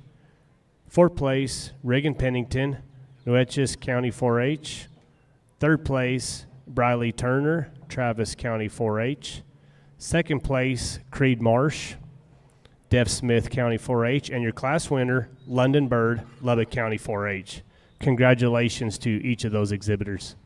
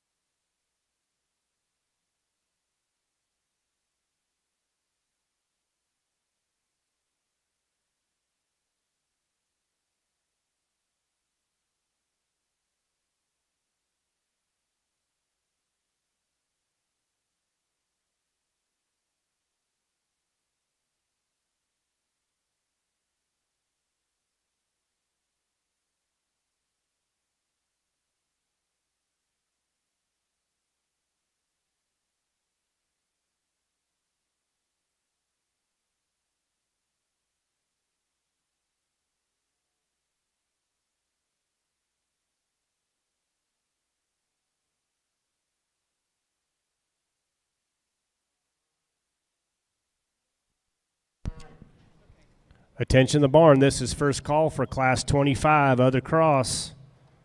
First call for Class 25, other cross. Please make your way to the holding area.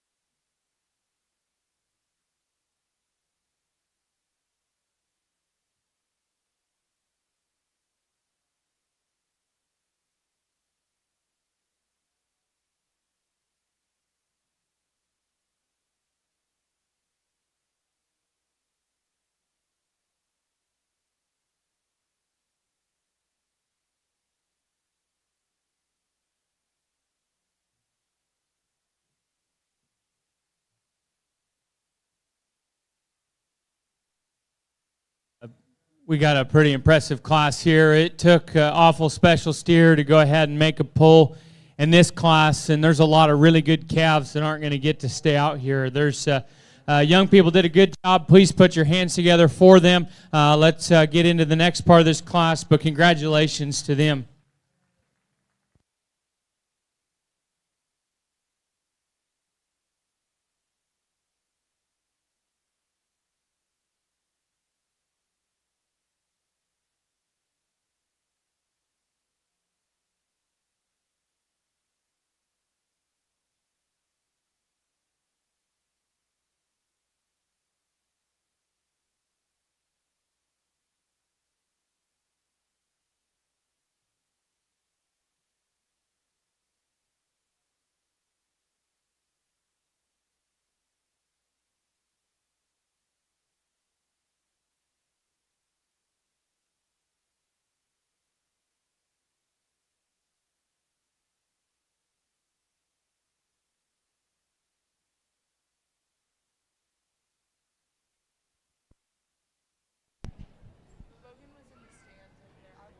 Attention, the barn. We need class 25, other cross. Please make your way to the holding area.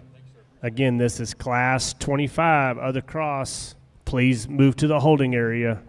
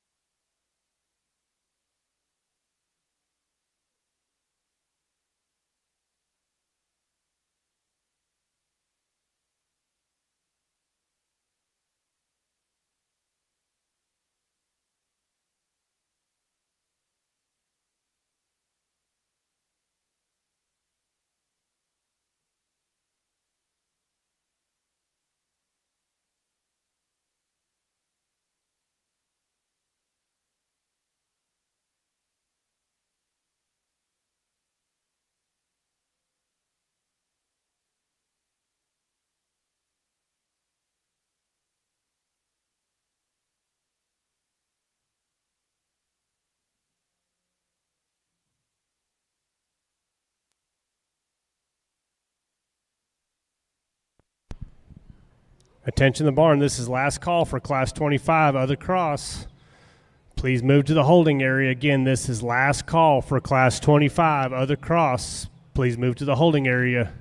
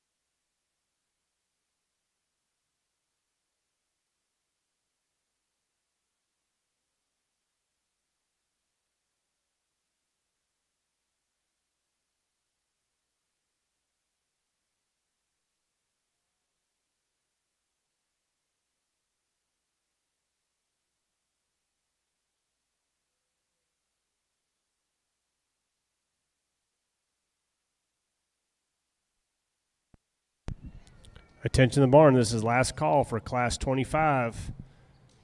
Class 25, please make your way to the holding area. Last call.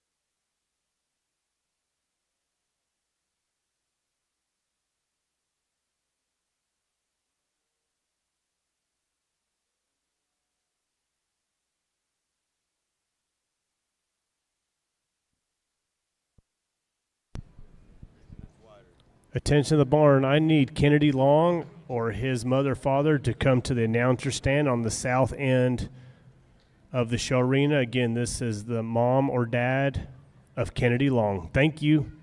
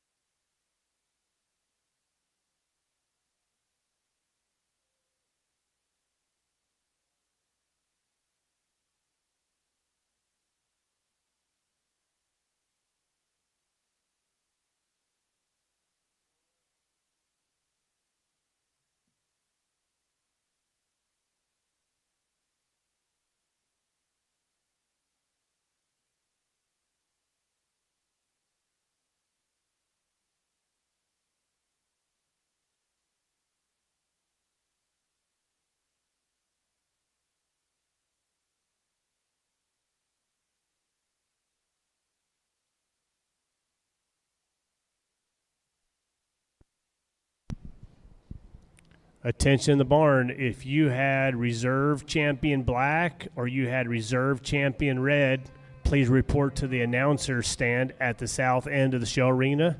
Again, this would be for reserve champion Red Cross or reserve champion Black Cross. Need to get some information from you at the announcer stand at the south end of the show arena. Thank you.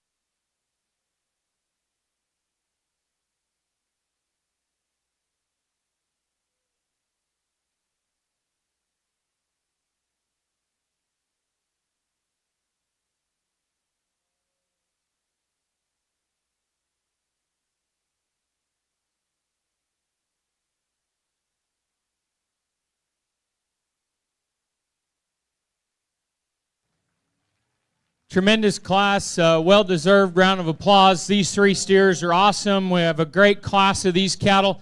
This trio is very challenging because all these calves are good, and I think you can tweak them as you get in and study them, and it really depends on what you're going to lean on, what you're going to call acceptable and unacceptable, and where you find big-time quality. So I think in these three, I do find big-time quality. I think as the further I break it down, I like this calf and the young man with this yellow shirt on to win. When you watch him move, you see their three-dimensional width and mass. The fact that he can be one of the really opened up, powerful cattle and be one of the comfortable cattle in motion. And in terms of his balance, he's smooth and his lines are good. When we get into evaluate him, the next two are trimmer in their composition. They're better in terms of their expression of muscle. I think as you get your hands on this calf, he still is meaty. These three calves are leaders in this entire set for meatiness behind their shoulder blades and over their loin edge. It might get better just behind in terms of them two and just how meaty and muscular they up high. This calf, if I would make him perfect, I could see him a little trimmer right behind his shoulder and back through his flank when I start handling the cattle. And I think that would help his look. I think he's put together the best, and that's why I like him to win, because his skeleton is assembled the best. He's the squarest and truest in terms of his build quality from the ground up.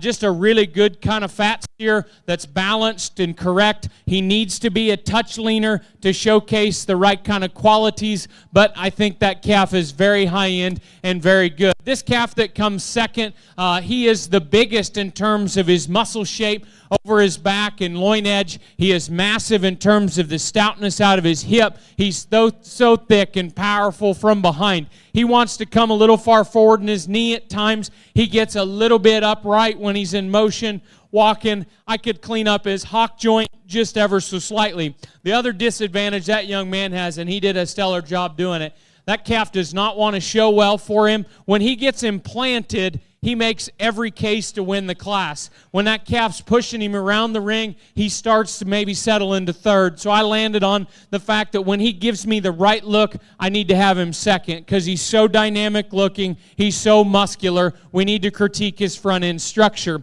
The next calf was tough to put with them because I think his muscle shape is really, really good. His loin edge is the biggest and meatiest. He is one of the two best in terms of muscularity right behind his shoulder blades. His boldness of body is good. His power is massive out of his hip and back into his stifle. He, too, is not easy to get shown. I commend a young lady on getting that calf put together. He won't hold his head up because of how he's designed in his shoulder. He's not off in terms of his structural angles, but he's not quality and comfortable as he gets out and moves off of his hind leg. But I think a very, very high-end calf that can present a good look when he's stuck, laid in right in motion. You want to change him just a little bit. Calf that sits in third, I think if we enhance him behind his blades and smooth up his shoulder, he gives them top three all they want. He's more comfortable in motion than both the cattle in second and third. He's just as opened up and powerful in his muscle and his mass down his top and out of his hip. Way too much shoulder, needs a little more shape right behind it. Young lady, your calf was one of the first ones in the ring, and I didn't pull him, and it's because of his front end structure. But when I get up on that calf from a three-quarter view, his boldness of body, his back, his top, and his hip and his hind leg structure are very, very good, and as good as any of them there forward. He just misses his stride too much up front. He could look a little neater at the top side of his neck and through his brisket.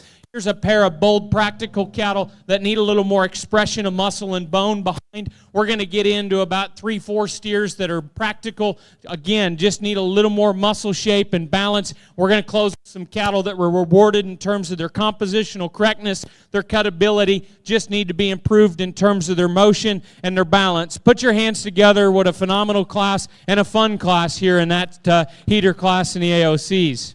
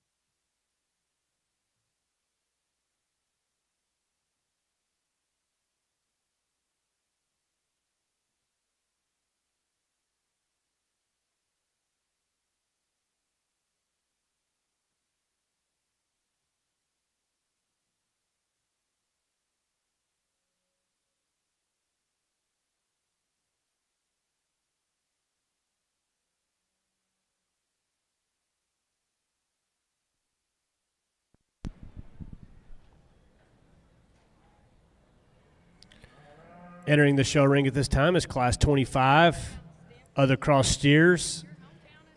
We have 30 entries in this class with weights ranging from 1365 to 1441.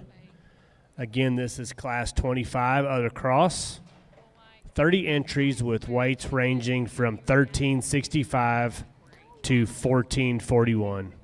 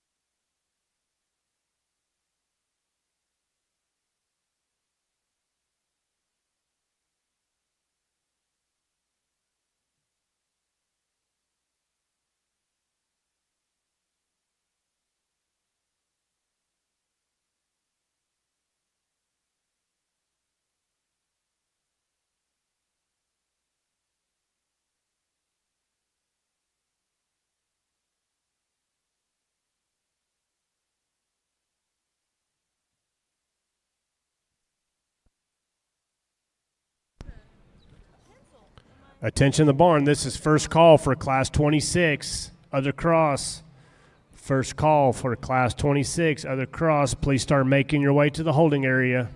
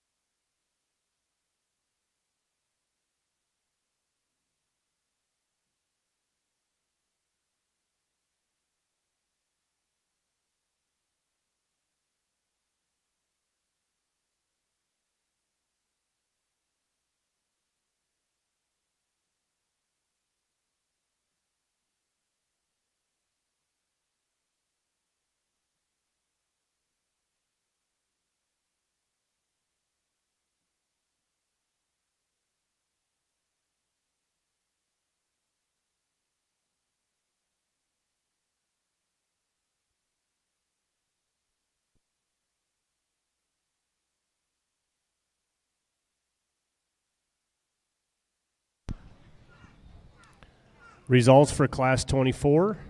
10th place goes to Jagger Burkhead from Lake Creek FFA. 9th place goes to Aubrey Turner, Bastrop County 4-H. 8th place goes to Aiden Wall, Williamson County 4-H. 7th place, Jacob Hoven, Princeton FFA. 6th place, Taylor Grubbs, Denton County 4-H. 5th place, Kinley Martin, Plains FFA. 4th place goes to Aniston Floyd, Denver City FFA. 3rd place, Kinley Rathman, Lubbock County 4-H. 2nd place, Riggin Day, Meadow FFA. And your class winner, Cash Goreska, Taylor County 4-H. Congratulations to each of those exhibitors.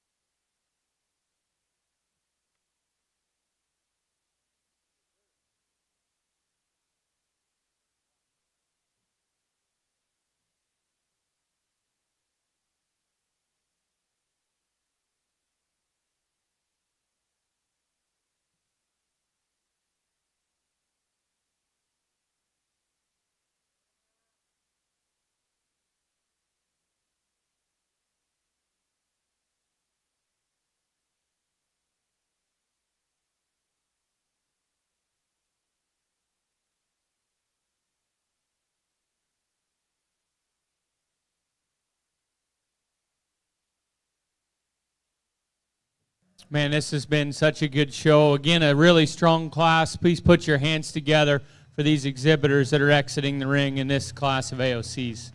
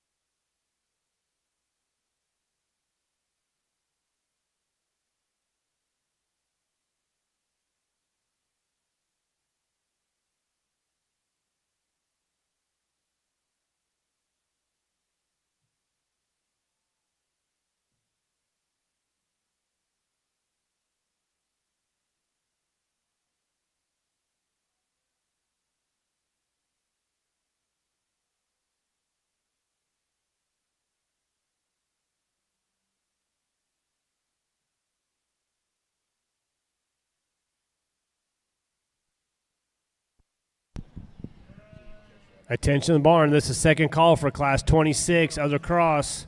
Second call for Class 26, other cross. Please be moving to the holding area. Thank you.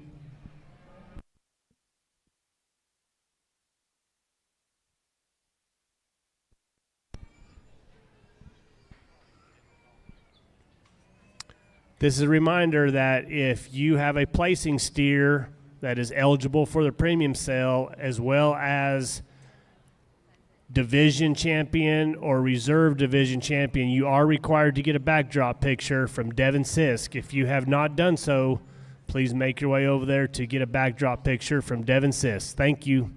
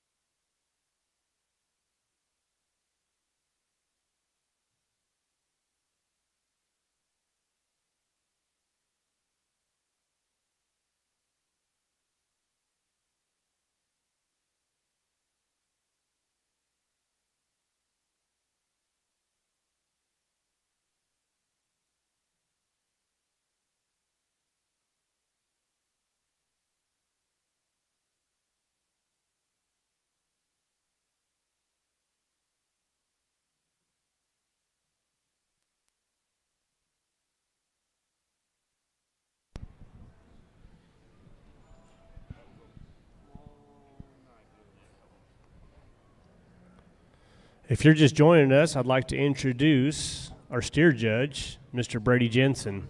Brady resides in Cortland, Kansas with his wife Allie and two daughters, Kelly and Kirby. Previously, he was on faculty at South Dakota State University from 2017 to 2022 and served as a lecturer and the livestock judging team coach. Brady completed a master's degree at Kansas State in animal science, focusing on the genetic component of feet and leg structure in Red Angus cattle. Before graduate school, Brady attended Butler Community College and Kansas State University, where he was awarded All-American status at both levels in livestock judging. In his collegiate coaching career, he was on the coaching staff for 3 high individuals at the national contest in Louisville and coached the 2021 Reserve National Champion team. Currently, Brady and Allie assist the family seed stock operation, Jensen Brothers Herefords, in Cortland, Kansas. If you're ringside, I'd ask you to put your hands together and give a warm welcome to Judge Brady Jensen.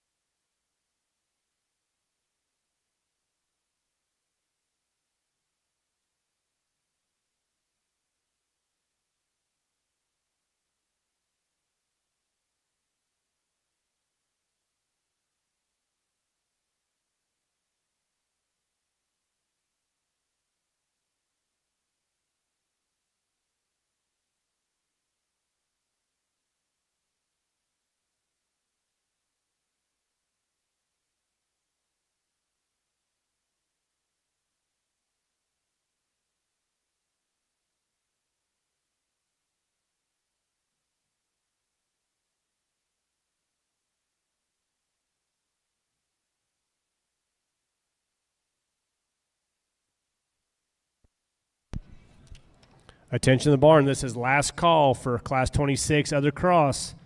Last call, Class 26 Other Cross. Please be making your way to the holding area immediately.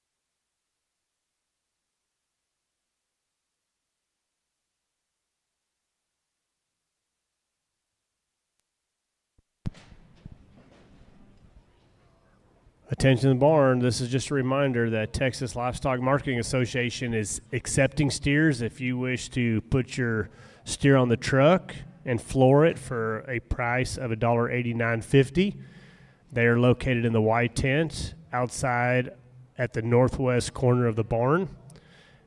Again, if you want to put your steer on the truck for the floor price of $189.50, they are accepting steers at this time. Also, if you have a steer that is eligible for the premium sale, those steers must be taken to the truck sometime today. Thank you.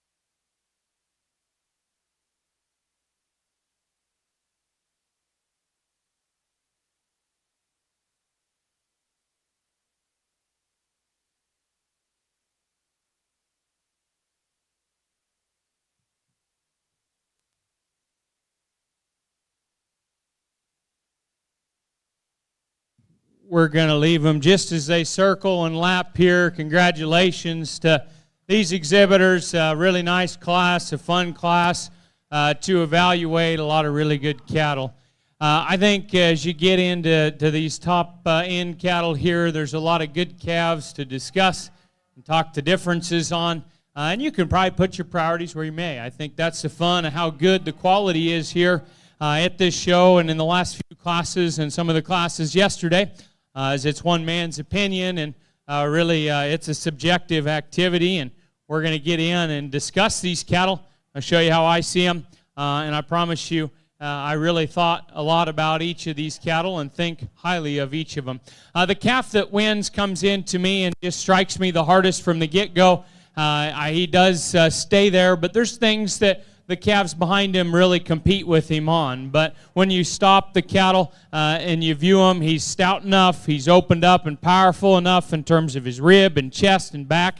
You could probably say that calf from the side balance is the best because his underline is level, his top line is level. I think structurally, while he's not as big-footed and boned as some of the cattle behind, he's the truest structured calf as you study him in motion. As you get your hands on the cattle, I think he's broad and wide over his back.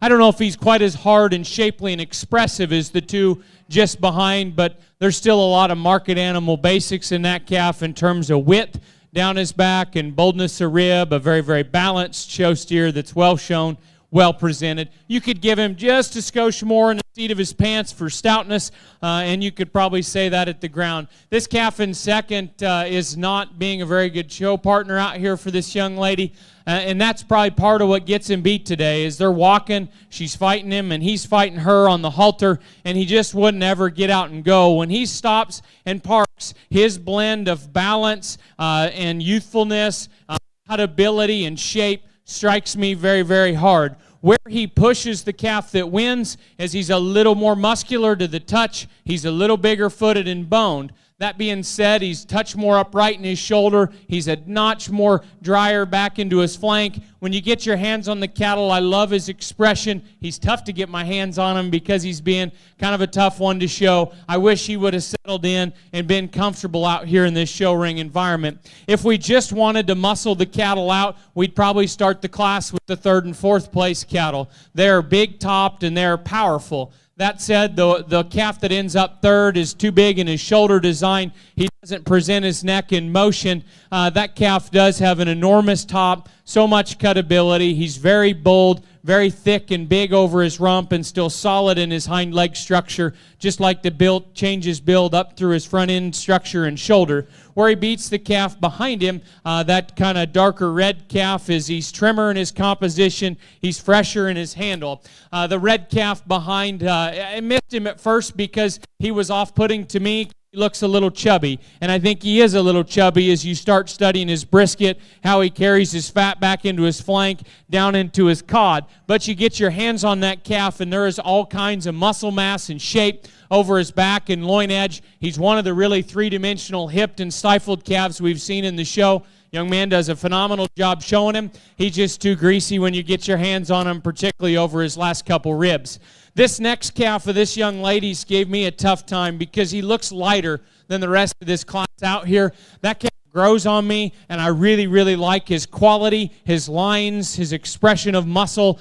He doesn't quite have enough forerib flank to run with that group just ahead. We could hinge him a little different off of his hip and hind leg, but his blend of youthfulness and muscularity and just well presented and well shown is high end. Calf behind him, I love his structure. He's a little flatter and drier ribbed, but there's enough muscle in that calf, and he is very, very high quality. We're going to get into a set of calves that are good and basic in the fundamentals of their carcass merit. We can improve them a little bit in terms of their build and balance quality.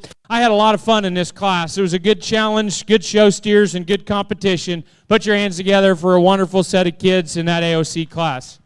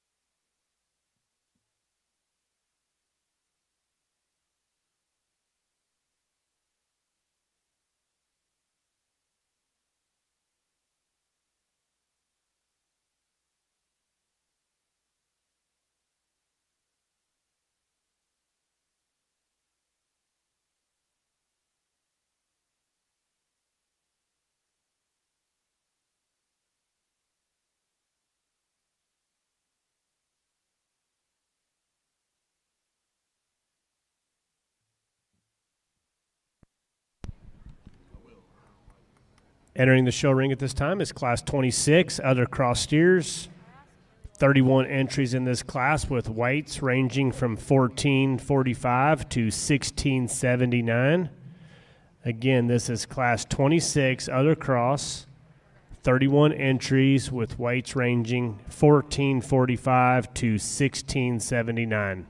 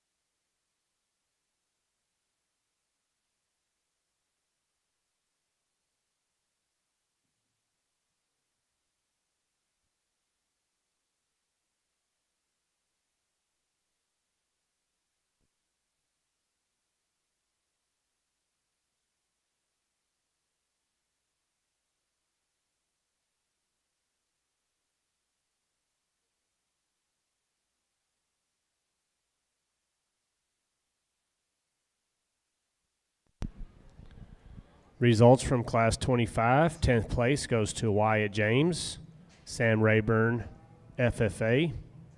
9th place goes to Leighton Myers, O'Donnell, FFA. 8th place goes to Carly Robinette, Midland County 4-H. 7th place goes to Jade Stone, Martin County 4-H. 6th place goes to Ellie Besner, Dallam Hartley County 4-H. 5th place goes to Bryceland Patchke, Idalou FFA. 4th place goes to Cannon Potter, Harris County 4-H. 3rd place goes to Cade Mason, Montgomery County 4-H. 2nd place goes to Elizabeth Norwood, Ellis County 4-H. And your class winner, Jed Hale, Miami FFA. Congratulations to each of those exhibitors.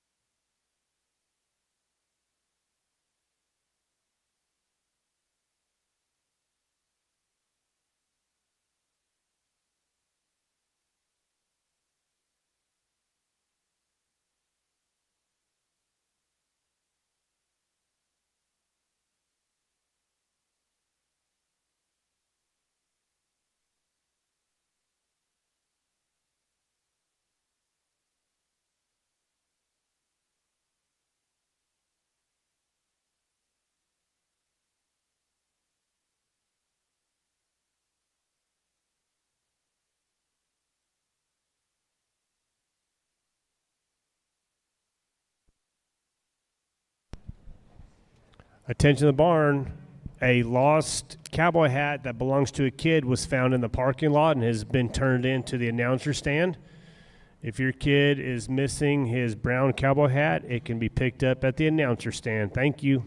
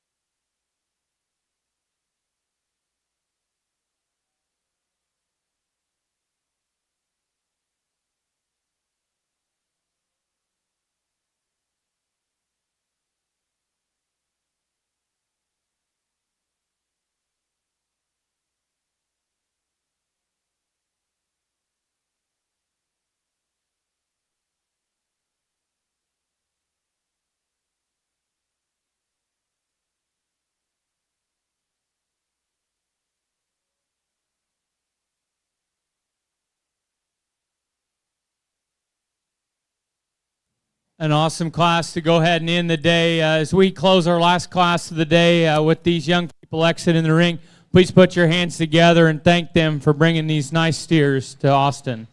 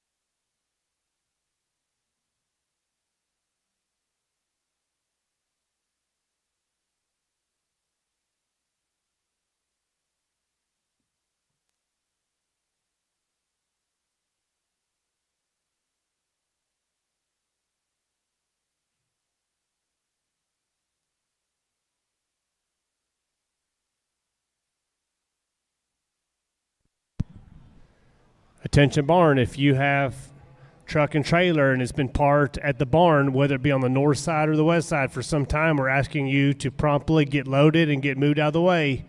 We need to make room for other exhibitors trying to load out at the barn. Thank you.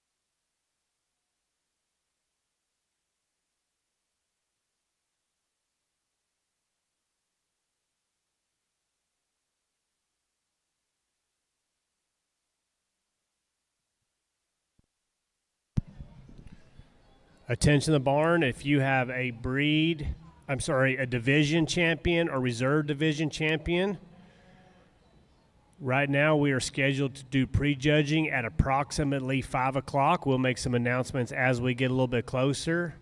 But again, we'll be doing prejudging at approximately 5 p.m. Also, each exhibitor going to the rodeo will be given 2 rodeo tickets. So if you wish to purchase additional rodeo tickets, you need to go online and make those purchases. Again, each exhibitor that will be going to the rodeo tonight will be given 2 rodeo tickets. Anything beyond that, you will need to purchase yourself. Thank you.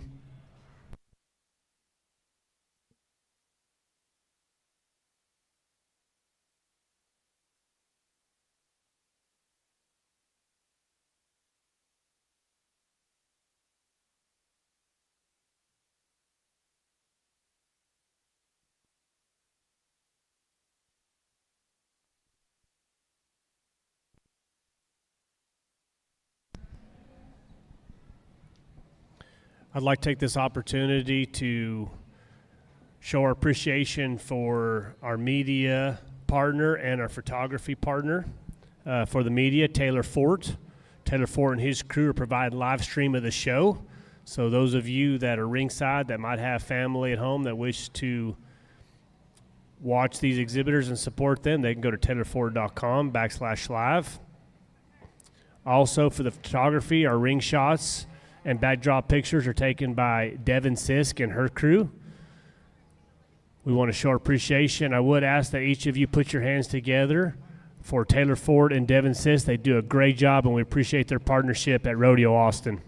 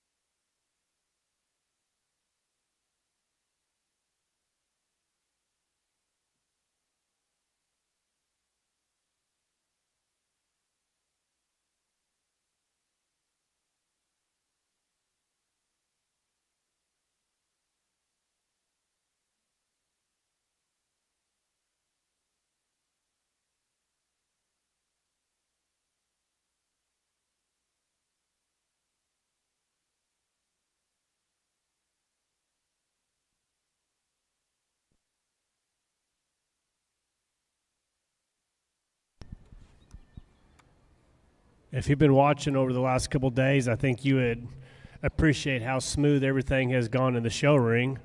Would like to show our appreciation for a few of those people that have offered assistance and helped us in the show ring. First and foremost, our 2 superintendents, Dr. Mark Miller and Mr. Ed Schneider. A lot of early mornings and late nights, a lot of work goes into putting this thing together. So if you would, put your hands together to show our appreciation for our 2 superintendents, Dr. Mark Miller and Mr. Ed Schneider. Also, we have a really amazing group of interns from Texas Tech University, Tarleton State University, and Redlands Community College. We couldn't do this without their assistance and keeping the flow going in the show ring. So if you would also put your hands together to show appreciation for those interns.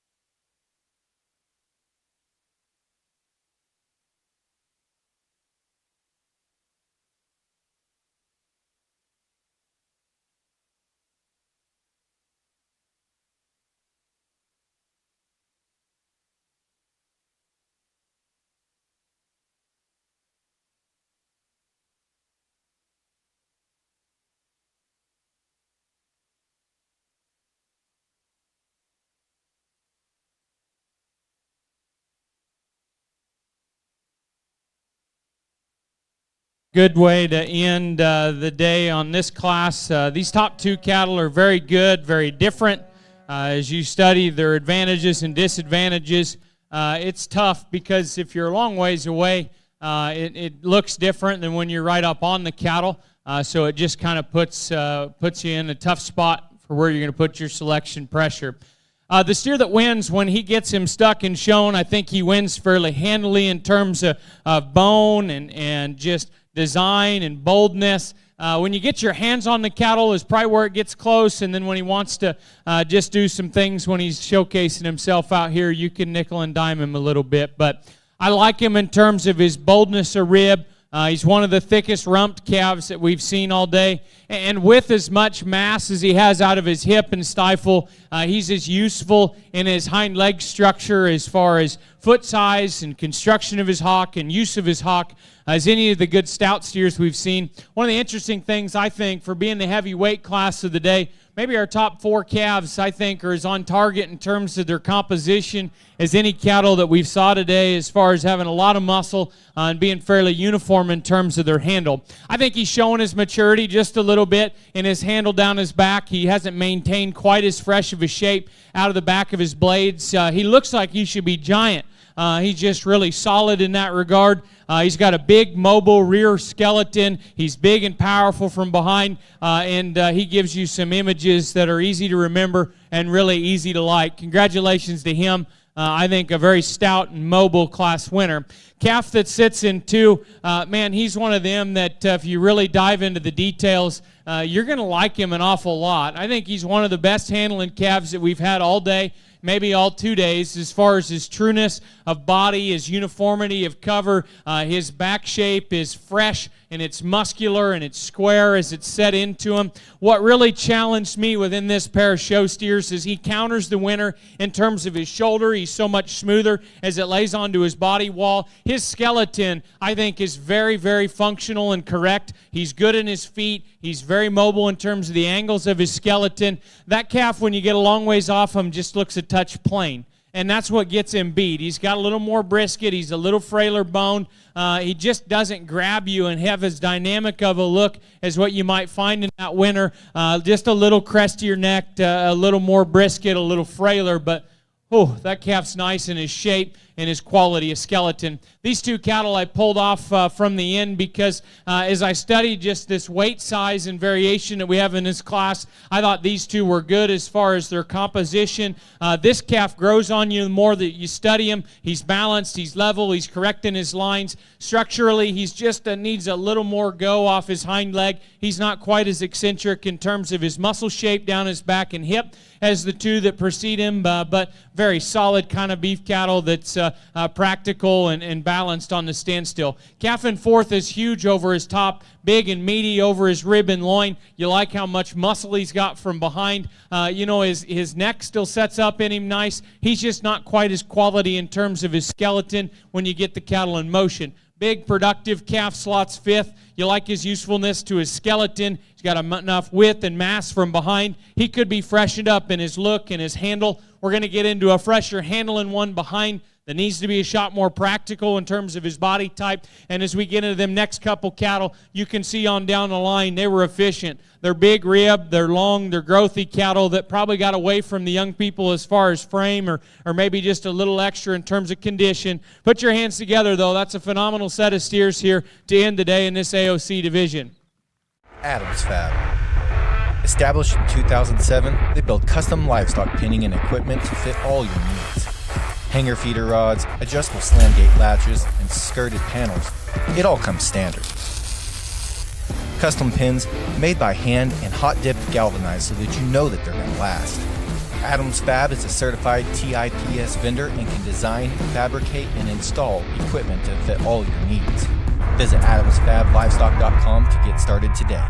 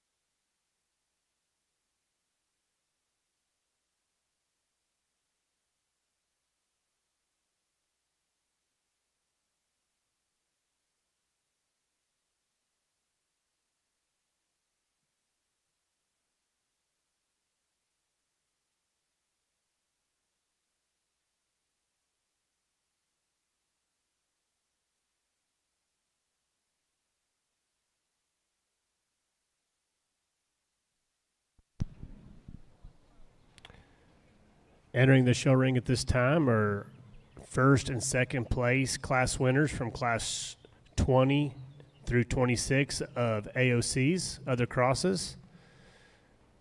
At this time, we'll be conducting the other cross division and reserve division decision.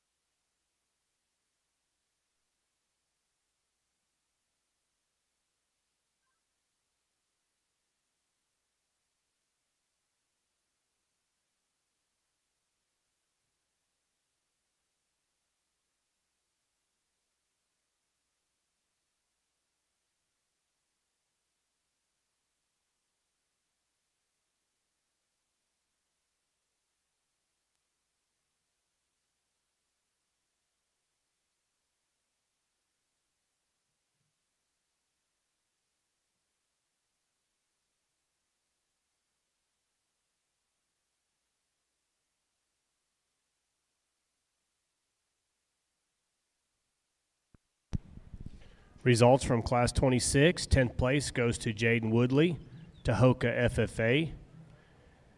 9th place goes to Rylan Hensley, Floydada FFA. 8th place goes to Cadence Yeary, Floyd County 4-H. 7th place goes to Quirt Odom, Tarrant County 4-H. 6th place, Morgan Turner, Wise County 4-H. 5th place goes to Rhett Reed, Swisher County 4-H. 4th place, Ryder Day, Meadow FFA. 3rd place goes to Sydney Chicken Dance from Ochiltree County 4-H. 2nd place, Tucker Wells, Guadalupe County 4-H. And your class winner, Mason Grady, Johnson County 4-H. Congratulations to each of those exhibitors.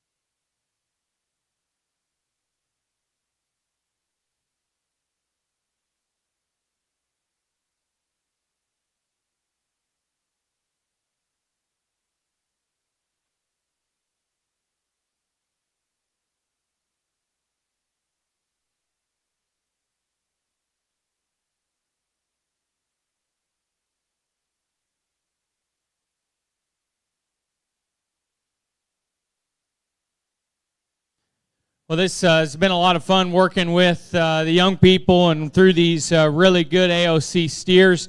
As a show judge, it's always fun to work with this much quality.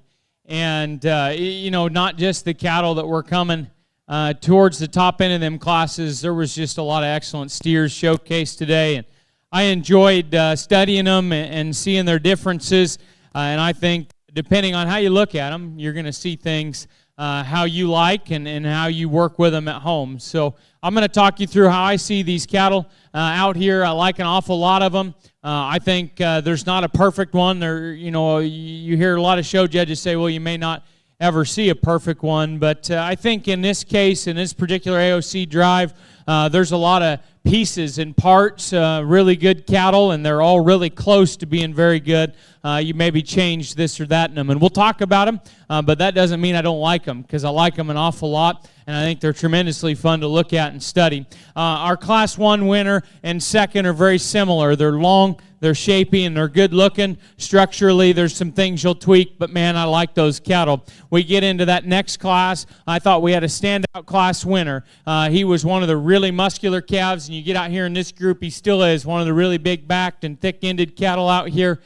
He's a little bit typier than the one that was second. One that was second's practical and maybe just a shot plainer. This third class, this young man had a steer I thought dominated that class. I mean, if he's up there a heavier weight and a little far back here and just a little more advanced, that guy's game on. I think he's pretty good.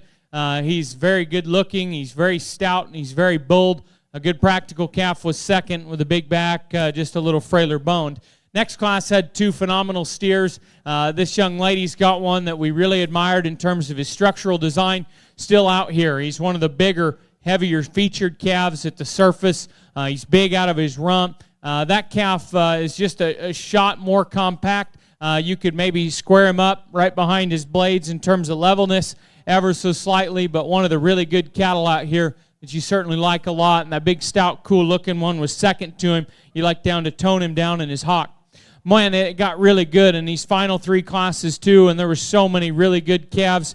This young man's calf in the third to last class, I thought really waded through some heat to get through that particular set of steers. He ended up working up because of his structural design. The calves in the top end, that top trio, were thick and powerful. This was the best structured, best bodied, and freest of fault from those perspectives calf. He wants to get a little plainer necked as you get him out here amongst some of these other nice cattle. You get your hands on him. I think we could lean that calf up, and that might go hand in hand with his neck. If we lean and trim him up in terms of his condition, he might come off just a little neater and shapier out here in terms of his design, but I love his boldness. He is massively wide down his back and hip, and I think uniquely one of the really sound cattle at the surface in terms of how he moves. Calf the young man in the cowboy hat on the far side of the arena had was second to him. One of the outliers in the show in terms of muscularity and stoutness and shape. I just wish his front end structure and build quality was a shot better to get right out here in the front line, because if it was, he'd be a big timer. I think the one that comes out of our second to last class is, in my opinion, one of the really good balanced steers we've seen in the entire show. Tremendously good in his lines. This steer is showed at a very, very high level. That calf, to me, as he comes to the ring, he grabs your attention because of his body balance, his chest to middle part of his body and his flank. He's so level in his top line. The way his neck and chest set into him, I think, is very, very good. He's not huge in terms of his foot and bone. You could stouten him up in his forearm and kind of match the calf behind him. Maybe even the calf in front of him. He's got a little more bone and forearm.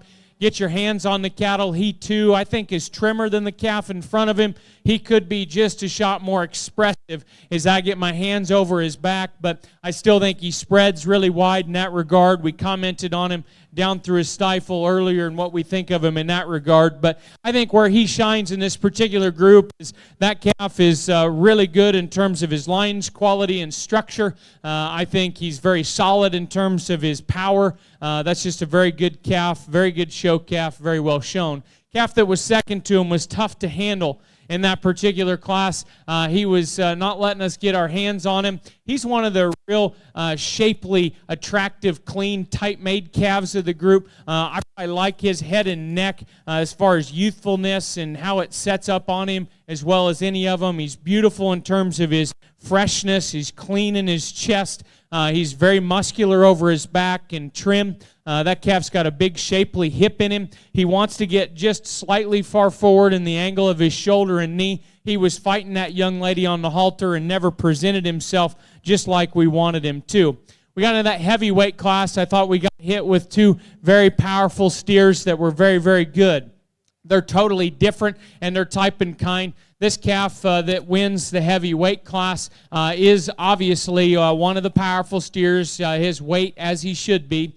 He's bowled through the middle part of his rib. He's big and massive out of his hip. To me, this is the calf that we've been looking for in terms of putting together as much power out of his hip and down his top and in his body and still be good enough in his structural design. He's got a big foot, a stout foundation, a really useful hock. Now, that young man's getting a tough time getting him showed and presented. He's kind of got a weird spot right there in his back where he never wants to settle in and level out for that young man in terms of his back when he balances. So depending on how he gets showed is how you're going to evaluate the way he's put together from the side in terms of his balance. If you want to judge him from a three-quarter view going away, I think his hip, hind leg assembly, and foot is very, very unique. Like we commented in class, I think he's been held on as you study him in terms of his handle. He's a little drier over his back. I think he's trim enough. I think there's enough muscle, but he doesn't have that big, fresh back shape as you get over him right behind his blades and over his loin edge.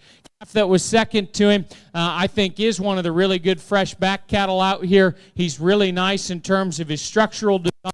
He's big out of his hip. Very fundamental in terms of his skeleton. I just thought, and I still think, that he comes off just a fraction plain in his neck, his brisket, and he's got just a shot of frailer bone as you study him to the surface. That being said, I like to talk about them. Maybe you're tired of hearing me talk because I think it's important to see what I see and share that with you so you can see where my head's at here in this particular drive. These cattle have scooted a lot closer to the rail. I'm going to have them walk and present themselves a little further over here before we select our champion and reserve. I think it's tight. I think it's nip and tuck, and there's some decisions to make because they're so good. Please put your hands together and reward the last division of the day with a big round of applause.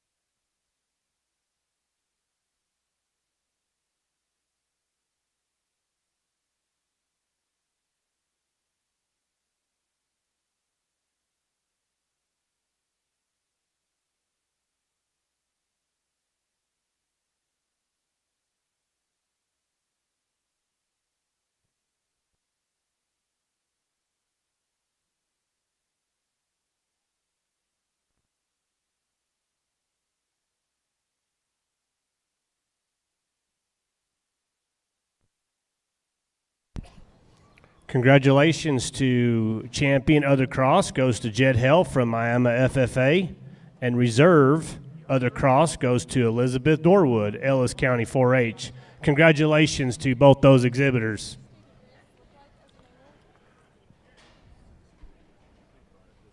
Attention barn, this is an important reminder. If you have placing steers, they have to go to the truck today. They must be taken over to Texas Livestock Marketing Association and be put on the truck today.